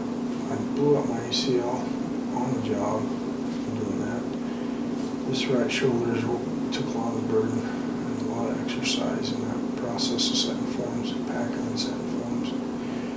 And I've had a surgery there, and now back. And I think I can maybe attribute all of those to doing that kind of work back in the day. So, I don't know, it's a call out to the sirens that maybe think about things. It's maybe a call out to young people. It's a young person's job is to think about it, you know, long-term consequences of what you're going to do with your body. Because it's not indestructible. You think it is when you're 20s, but there may be some long-term effects that come from that kind of thing. Okay, so I'm not buckling yet, but I'm getting kind of bugged right now. Again, left hip, buttocks area, it's getting sharper. So I'll probably say that's good enough.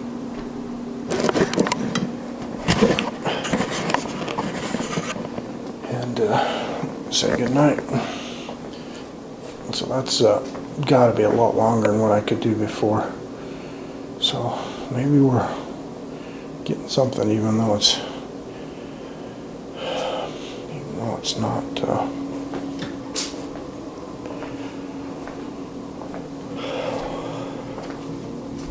Not what you were wishing for. I don't think I could go that long before the cement win. Well, still not sleeping good, but I have a couple more thoughts on my mind maybe we're sharing. This little back brace hook comes up,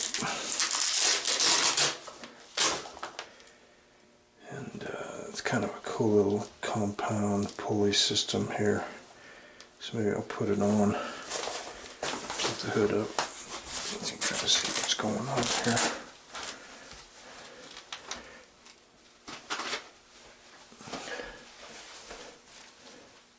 When you pull these guys, then it compound action here. It's kind of cool. Whoever worked on that, I'm impressed. And you're kind of lucky. Anyway, I had a few more thoughts. Don't be a trip hazard, cat.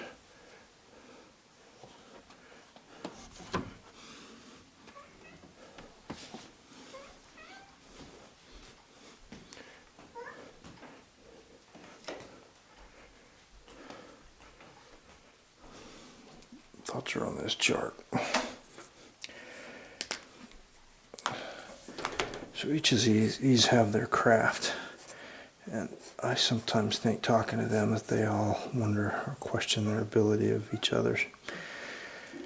So they are in a little bit of conflict. For example, going to the PT, really worried about me going to the surgeon. And they see it as kind of a jury trial thing. You never know what you're going to get going in. You never know what you're going to get coming out. You know, this came out at 95% is what I heard. This one never gave me any probability at all.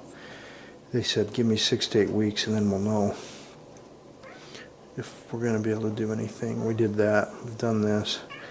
We're trying this, obviously. But the question is this how I should be dealing with this? Is working, figuring out and letting these guys battle out and me choosing, you know, how do I want to make this work? And what's going to work, come out?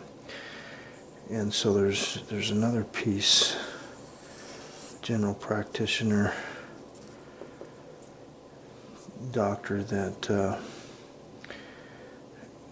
shouldn't all these be working for this person? How come, you know, right now I'm pretty sure my general practitioner doesn't have any clue what's going on. They're running open loop.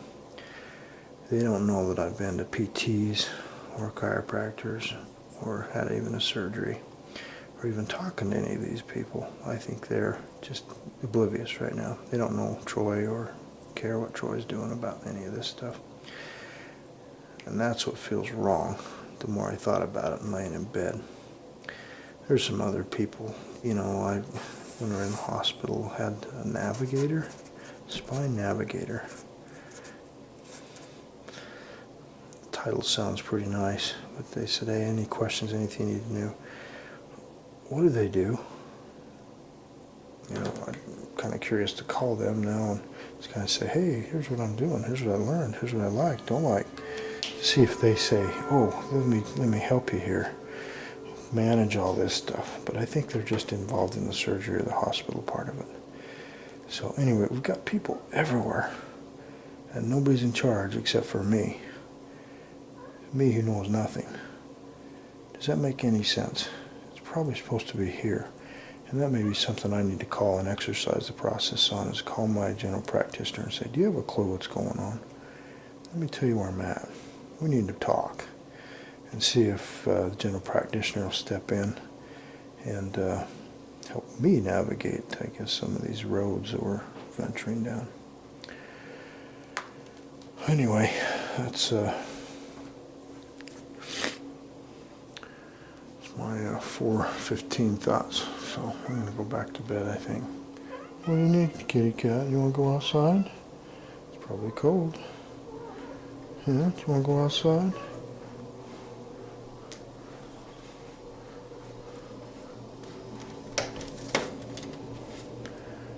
You know it's cold, huh? Okay. Well, thank you for your loving care. I'm going to go to bed now. Again.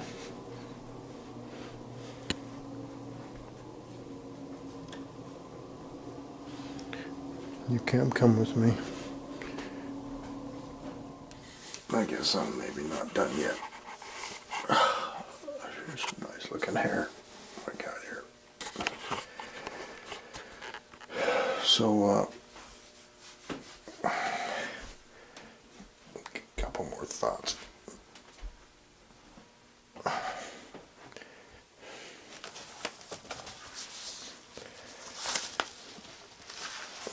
Get that diagram on my head.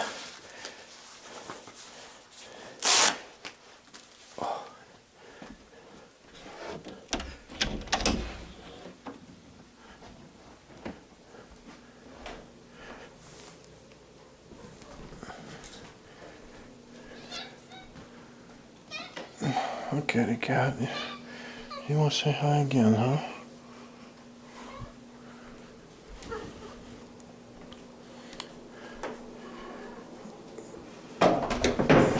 So back to this. By the way, so if I go back 4 years, my GP was right in the middle of all this stuff. They were involved.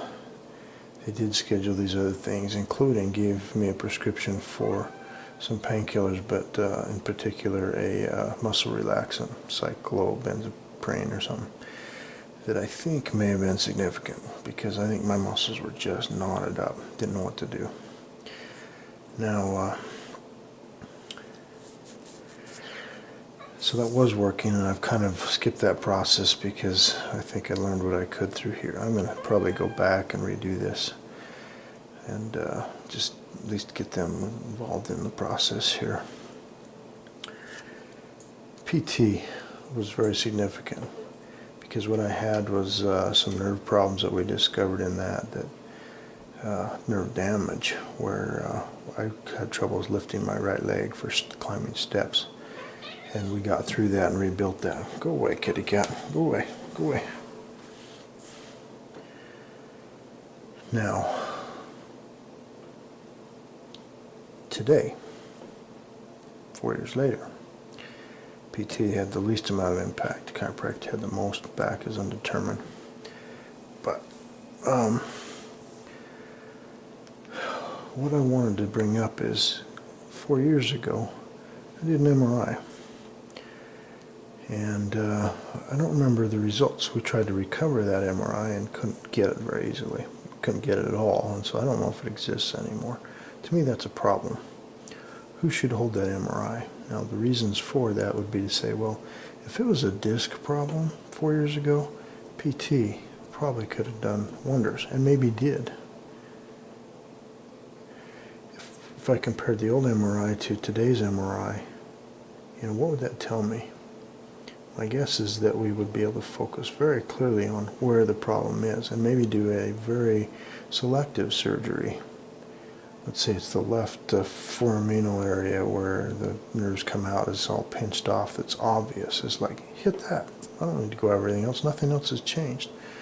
It's okay to leave all that stuff alone instead of this home run business that we, I think, did in this surgery.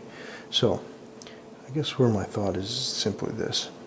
Feels like using MRIs to our advantage would be a good thing, and we haven't done that here. And so I would like to go back and see if I can find the old MRI, at least do some of my own analysis to understand what it looks like changed from 4 years ago to today, and see if that answers any questions or helps, gives us clue on what should be done in this process when you got a bad back with all the specialists and doctors. There's two others I just want to bring up. Heart. So I have heart disease.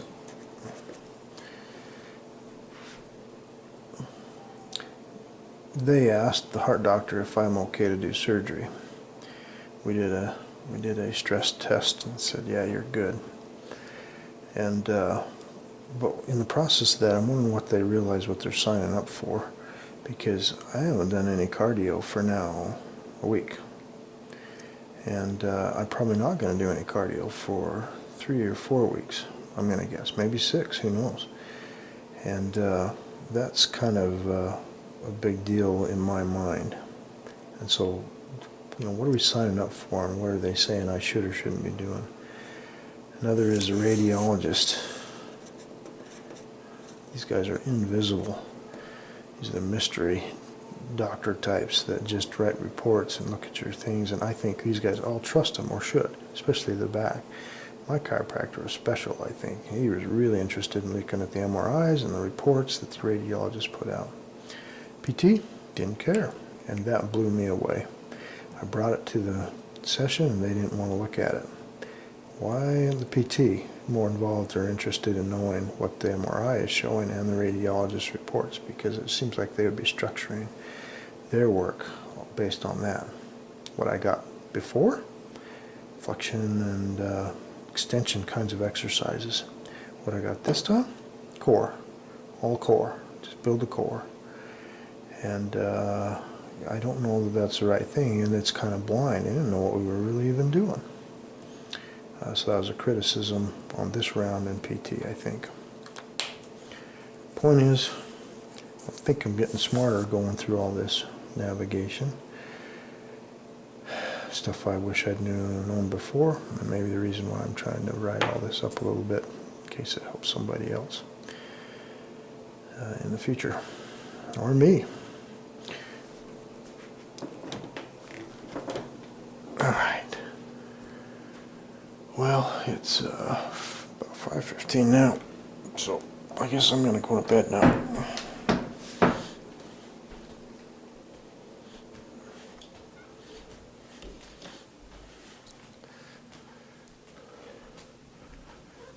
Maybe this time for real. No, you don't need to come in, kitty. You can't sleep with me. You're going to have to sleep somewhere else. This is probably about a 4-week update. One of my measurements is coming home from church to home. It's about a 2-3 block distance. I stood a little before and walking around to get down there in the basement. So I'm hurting right now. As I can tell, after the 3 or 4 weeks, I've got about twice the range. I do have the elliptical that I've been starting to use, and I couldn't use that before. It'd aggravate things tremendously, but now I'm using it. And so I'm getting back into some routines of exercise and some of the other basic exercise I'm able to do. I'm able to walk around pretty good. Almost feel like running sometimes. I don't right now because I've been on my feet now for a bit. I'm told that to be patient. And so the same issue where I get a lot of hip aggravation is still there. And I probably don't have my thoughts right, but there's probably three things that could be related to. One is I've got the nerves that have probably been bothered for many a year, being kind of pinched off, and I don't know if I already said it, but they're saying, "Hey, how you doing? Good to see you. I'm glad you're here." But it's probably more like an estranged family reunion, where it's maybe a little bit more like flipping the birds at each other. It's like, "Hey, how you doing? Good to see you. So happy you're here." And that'll have to be broken down for a while before that starts getting better. Another is inflammation. There's probably some inflammation there from the surgery, and that needs to be reduced. And I guess the third probably is those nerves got to find their new configuration, their new home inside the channel that they got before that gets all relaxed. Anyway, the relief of the pain is a little bit quicker. If I did a stretch right now, I would probably be able to walk and talk normally. Just by simply doing these to chest, it makes a big difference. Anyway, things are getting better, but as you can see, they're not good yet. And so it's just a matter of time, is what I'm told. I'm just kind of in the hands of professionals that say be patient, get going on life, and don't push things too hard, which is just the classic pro-surgery thing. You don't know what that means, but we're trying to figure it out. Anyway, started the cardio stuff. Everything feels pretty good. Haven't got on the treadmill yet. Mostly just because I'm not supposed to move that much weight yet, and so I need to get that configured. And that's about it. So, things are tight. You can see this is the flexibility that I have. Not very good, and so it needs some work getting some flexibility back. Okay, well, anyway, haven't been doing updates. Probably quit after a while or check in back after 6 months or so. Over now. Today I'm gonna try and show some of the exercises I've been doing. So status update. I've been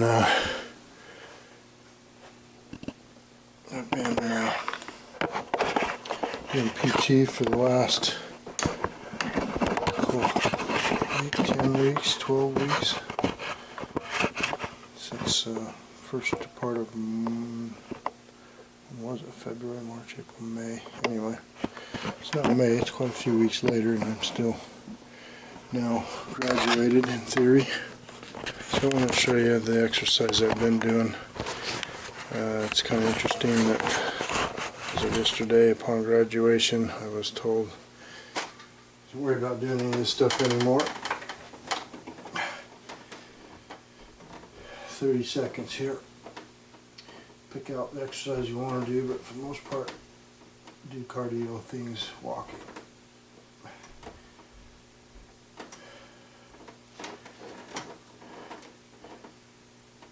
This swinging of the hips thing is not part of it, but it sure feels good.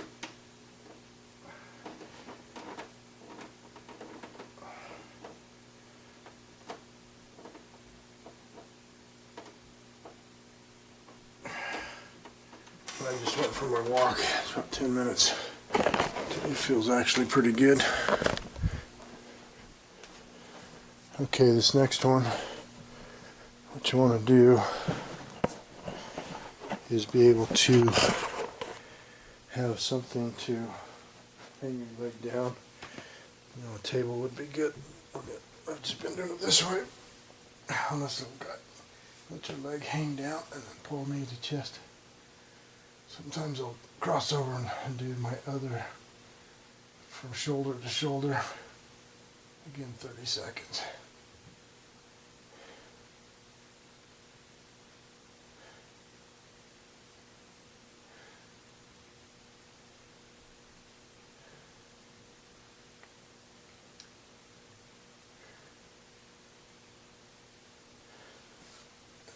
other leg.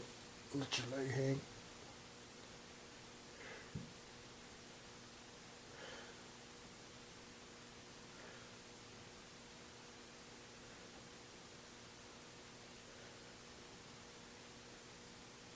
I get some popping usually when I go this direction, this leg.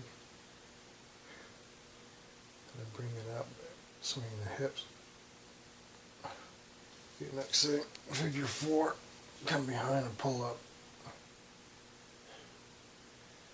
This of course doesn't matter if you're on a pedestal or not, you can just do it on the ground.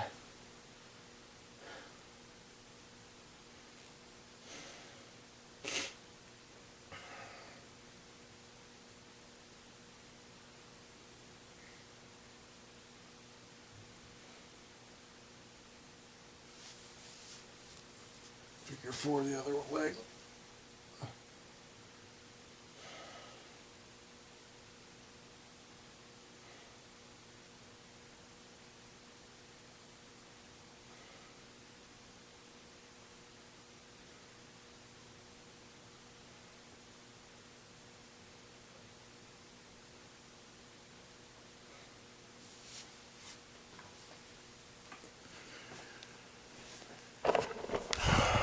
Okay, the next ones are on the ground. And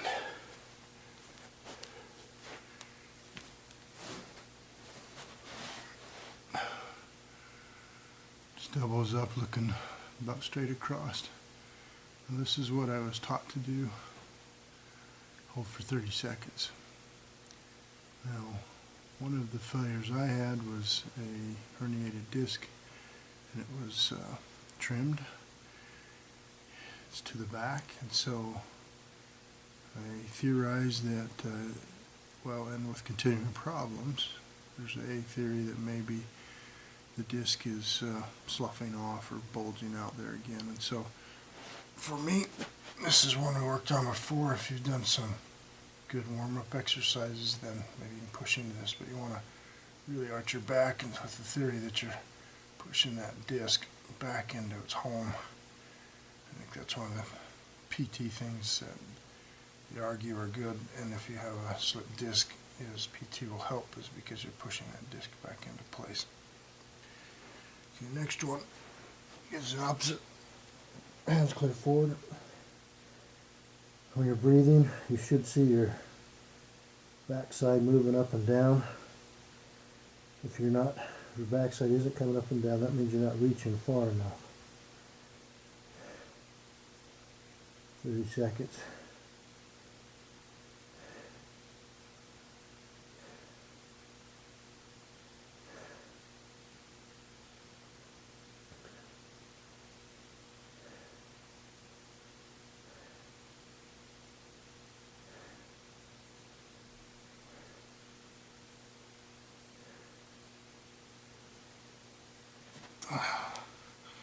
The last of it. This yoga thing. 15.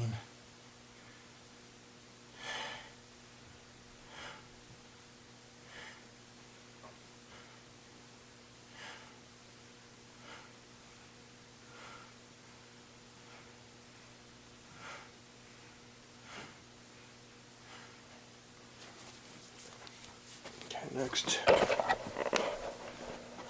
Things are on the ball. First one. Bridges. And hold for 3 seconds.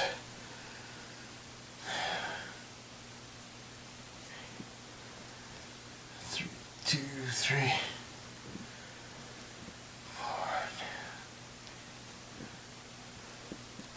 2, 3, 6, 2, 3, 7, 2, 3, 8, 2, 3, 9, 2, 3, 10, 2, 3. We're doing 20.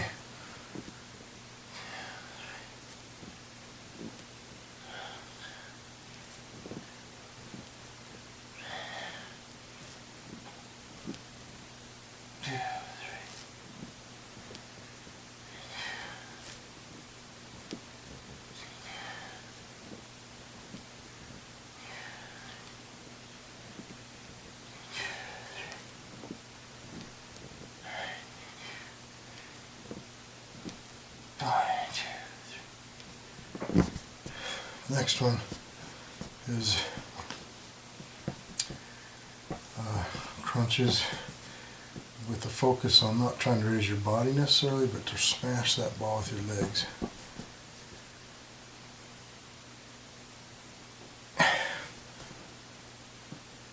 Oh, I get some pops in here.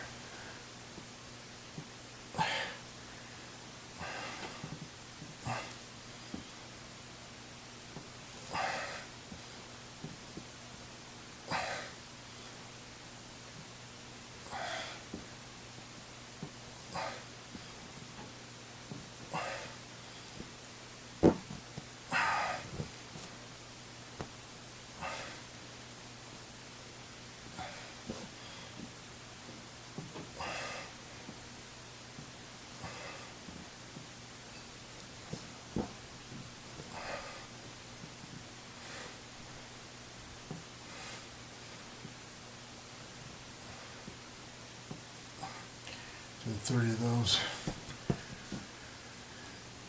Okay, supines. I think it's called supines. What you're doing is pivoting your hips one way and looking the other way, so you put in a twist on your body.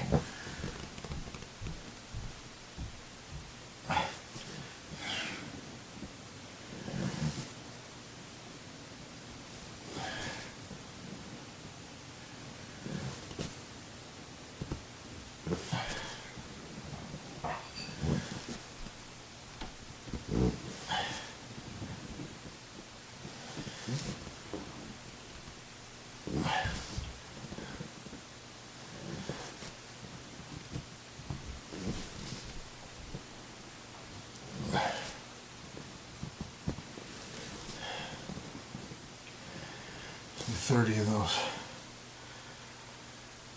Okay, the next one.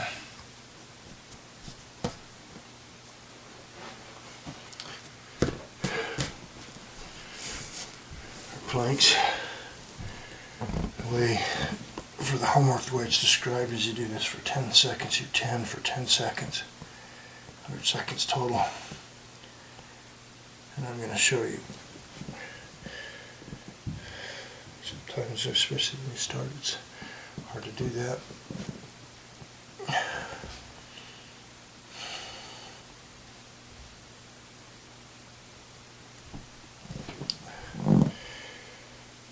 Or it seems like it takes forever, so I'm going to show you. Then the other things they had me do, it's not part of the homework per se, but had me do it in the office is just to see what I could do.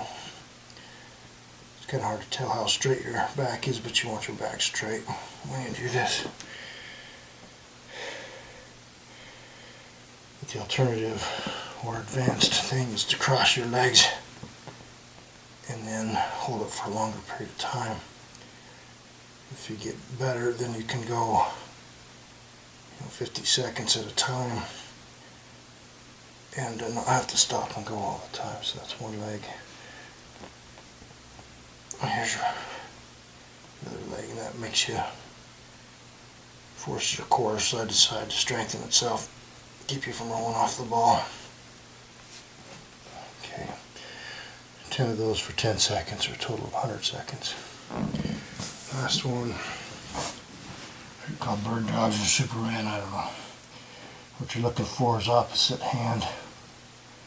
Lay on the ball, have your body mostly prone, and then what you're doing is opposite leg reaching out, opposite arm.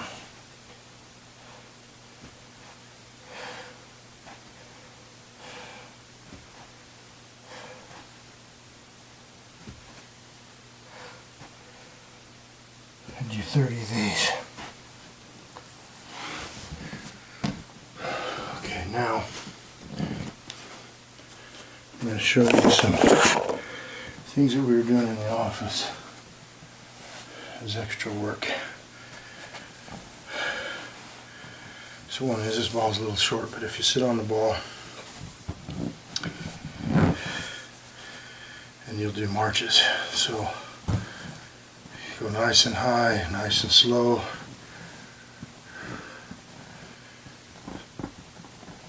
So being in the office, that was twice a week when we do these kinds of things. This wasn't part of the homework. you do 30. Okay, another thing, I don't have the stick, but you take a stick, and if you put both hands on it, your idea is to keep your arm straight so it doesn't change. And then you're going to swing back and test the limit of your ability to rotate while holding your hand on the stick.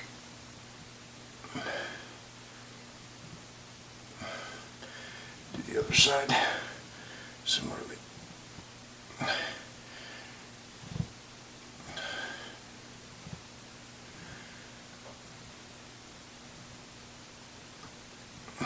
.30 each side. Okay, the other thing is hip rolls. These you wouldn't think do any good, but they actually feel pretty good. You want to go one direction, 30, and then do the other direction, 30.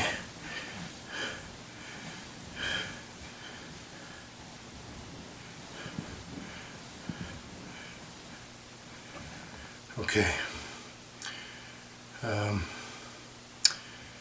Okay, one that I don't really have the ability to do, but I'll just describe it, is if you have a table and a ball. The ball and the table, this is too low.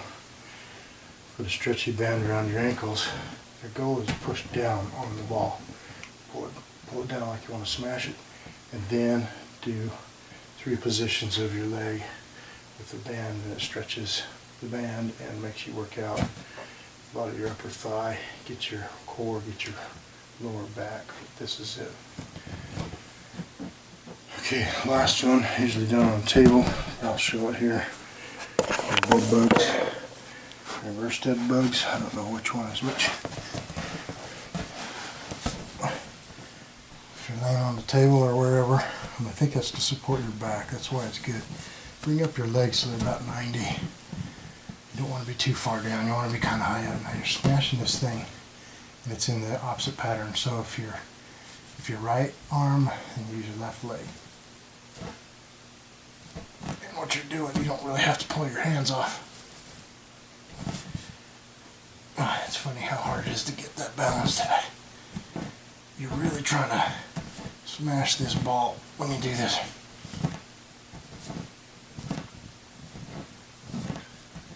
And the further up you are, the better it is for your lower back. Okay. And if the harder you smash, the harder it makes you work. Okay, the other one is now you're going to reach. So you're going opposite sides. So you reach as far as you can. So this is like Superman's or dogs, but upside down. And again, what you're looking for is to smash this ball. When you're doing this, you're not just reaching out. You're supposed to smash the ball. 30 of those.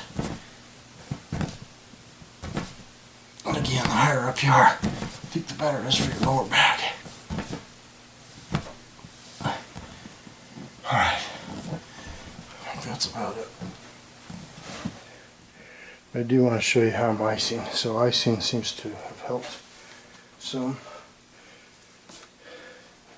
Just have a regular old ice pack for food. Use my belt. Shove this down in here. Get it pull tight. Back to my Pilates table to do some decompression. I'm using this more because my knee was starting to hurt on the inversion table. I really haven't gone back to it since I started icing because with the ice in this configuration I can kind of relax. I do like putting my hands under my belly and breathing deep.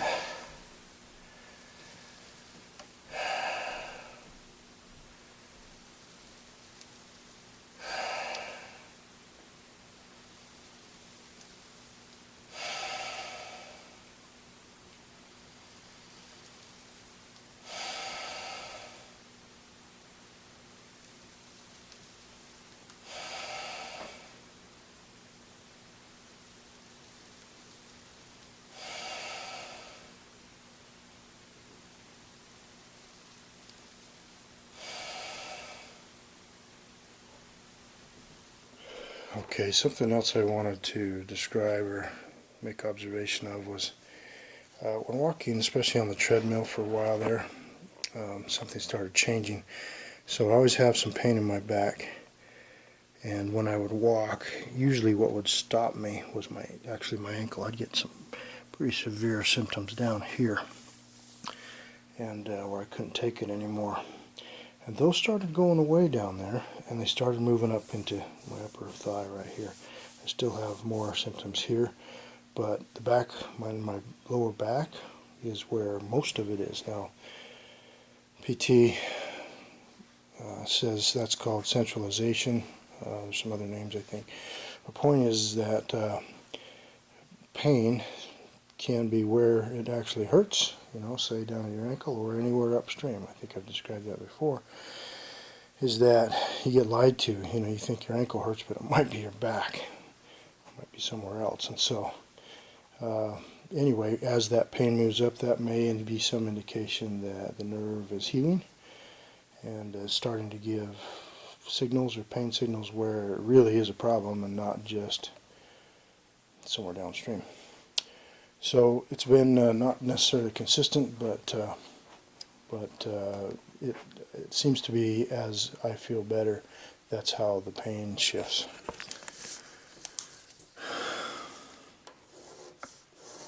You always ask when you go to the doctors, how do you feel? How's it going? Are you improving? Or are you not? If this was a working pen, I would show you.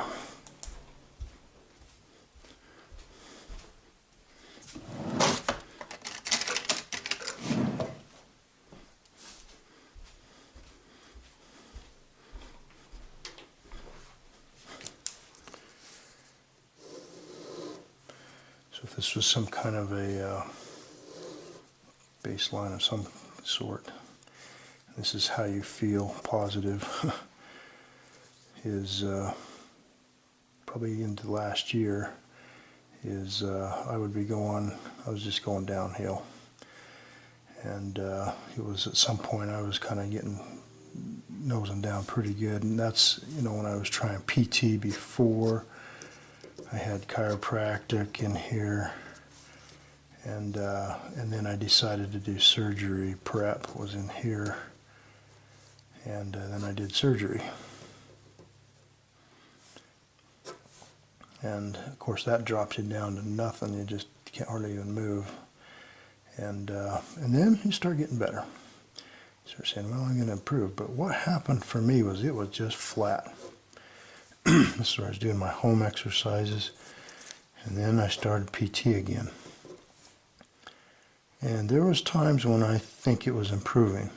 Now, if this, by the way, feel good is about time to walk, I have about 10 minutes up, and that hasn't changed much for a long, long time. Maybe it looks kind of like this even till today. So I shut off PT just this week, and just yesterday. And so I don't know what this is going to look like. There's obviously hope. It could be that it just stays flat. This amount of curve looks good and interesting, but in all actuality, probably what it looks like is more like this, because there was times in my PT experience when I was pretty darn bad. And same with up in here. I don't know how many times I really felt good, but there was a lot of times where I was feeling pretty crummy in here. And I don't remember the home, but anyway, point is that you're going to have good and bad days. And you hope for better days, and you hope that this slope keeps going up. How long? A doctor kicked me loose, and he said, well, no more appointments since it looks like you're improving, haha. Then just call me if something bad happens, you really have a downturn. That's kind of an interesting thing to say, because on every day or week or a couple weeks at a time I may have a downturn. And so I think overall you just have to kind of keep averaging things out and seeing if overall you're doing it, but you have to do it over probably multiple weeks. The last 2 weeks I have not felt very good. And today, last few days actually, I feel a lot better. So it's kind of nice to stay on a high spot for a little bit. that's what I've been seeing. So anyway, if it helps you set expectations for yourself, then well, it seems like this is the place to make reports and do evaluations of performance. It's been 2 years since the surgery. So a little bit after 1. I've been up since about 1, so not very long standing. So we'll evaluate that a little bit while I'm standing here. I was at church today, probably about 10 minutes at that time talking, and I started getting some burning sensation down in my outside of my left calf. That's what always shows up. It's a pain in my hip. So the same symptoms still exist 2 years later. On the other hand, I just don't feel anywhere near the pain levels that I used to. And so the whole pain levels probably dropped 2 or 3 points on average all the time. The locations of pain is kind of similar still. Of course, I have a new, compliments of my daughter, a new mobile trip hazard. I have not been exercising as much as I have. In fact, when I was looking through the videos, I was surprised at how many exercises I'd forgotten about, and I don't use anymore. I've pretty much quit, and that's either good or bad. I can't tell. One of the reasons that I quit was playing with this kitty cat. Is I kicked a little foam tennis ball. She likes to chase it, and ended up popping my knee pretty good, and having a knee surgery. So what it was is I had some loose bodies from a previous ACL surgery that came loose, moved enough, they got under the kneecap, made it hard. So I just had a surgery 2 weeks ago. So the last 5 months or so, I've been hoping to get better, and I haven't. So I ended up doing a surgery. So anyway, point is it's been uncomfortable to exercise my normal cardio kinds of things. So I think it owes some kind of summary.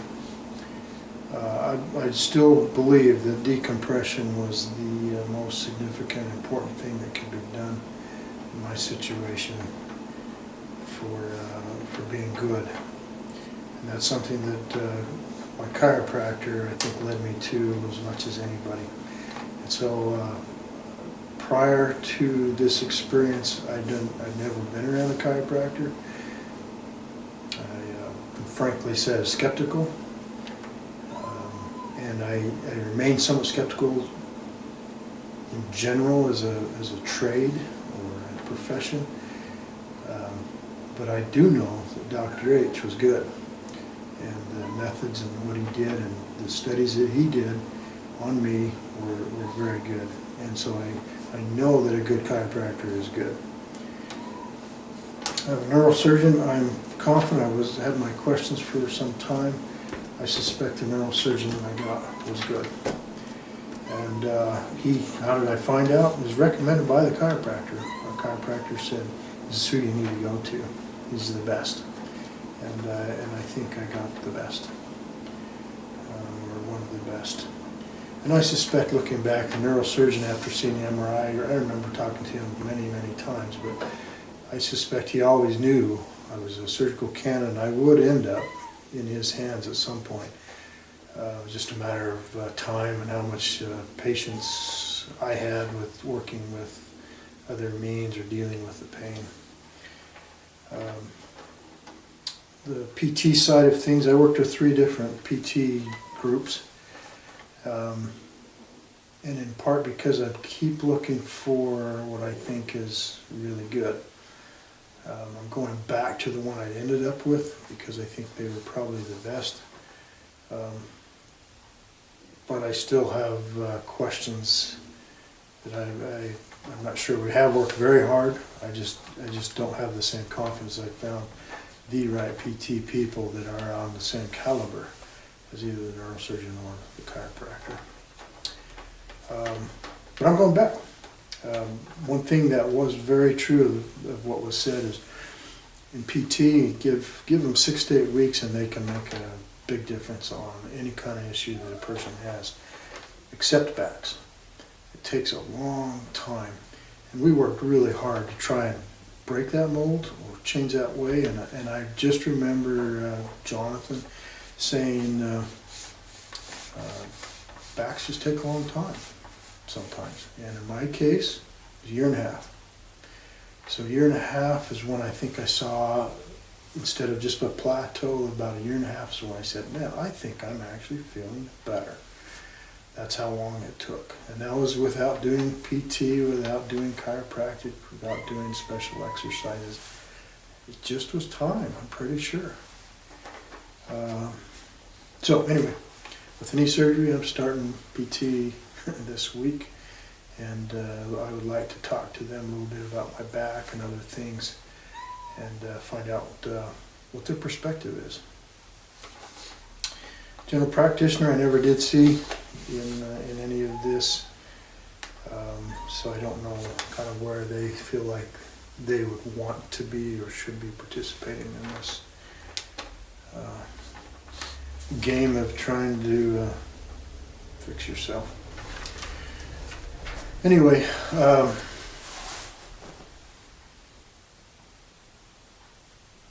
overall, I think it probably was good that I delayed surgery, primarily for the reason that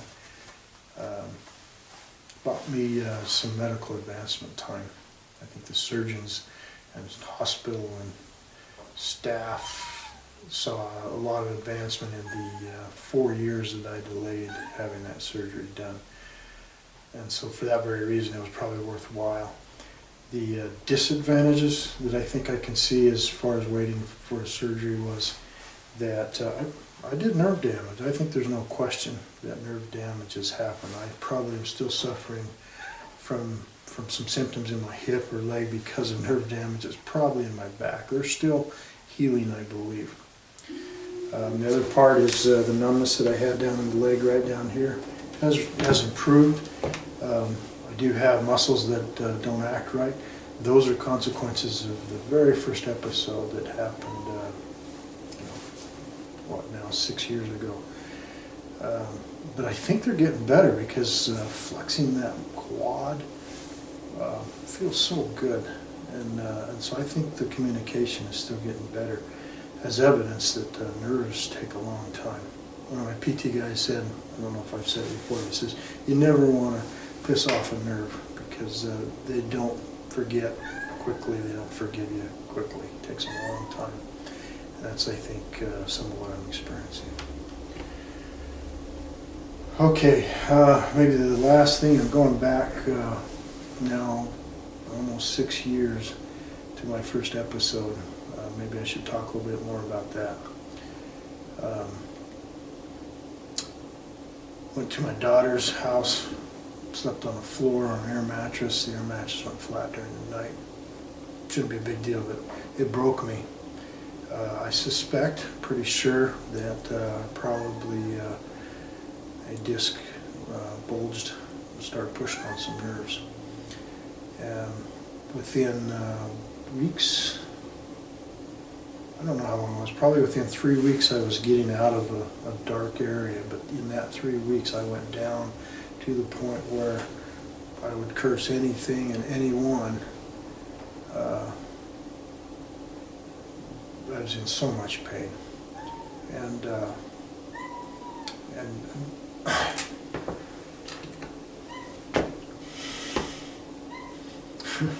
just thinking about it isn't healthy. I don't know if I'll keep that part. And so what drove me was to never feel that way again. It was awful. I don't know how people put up with it.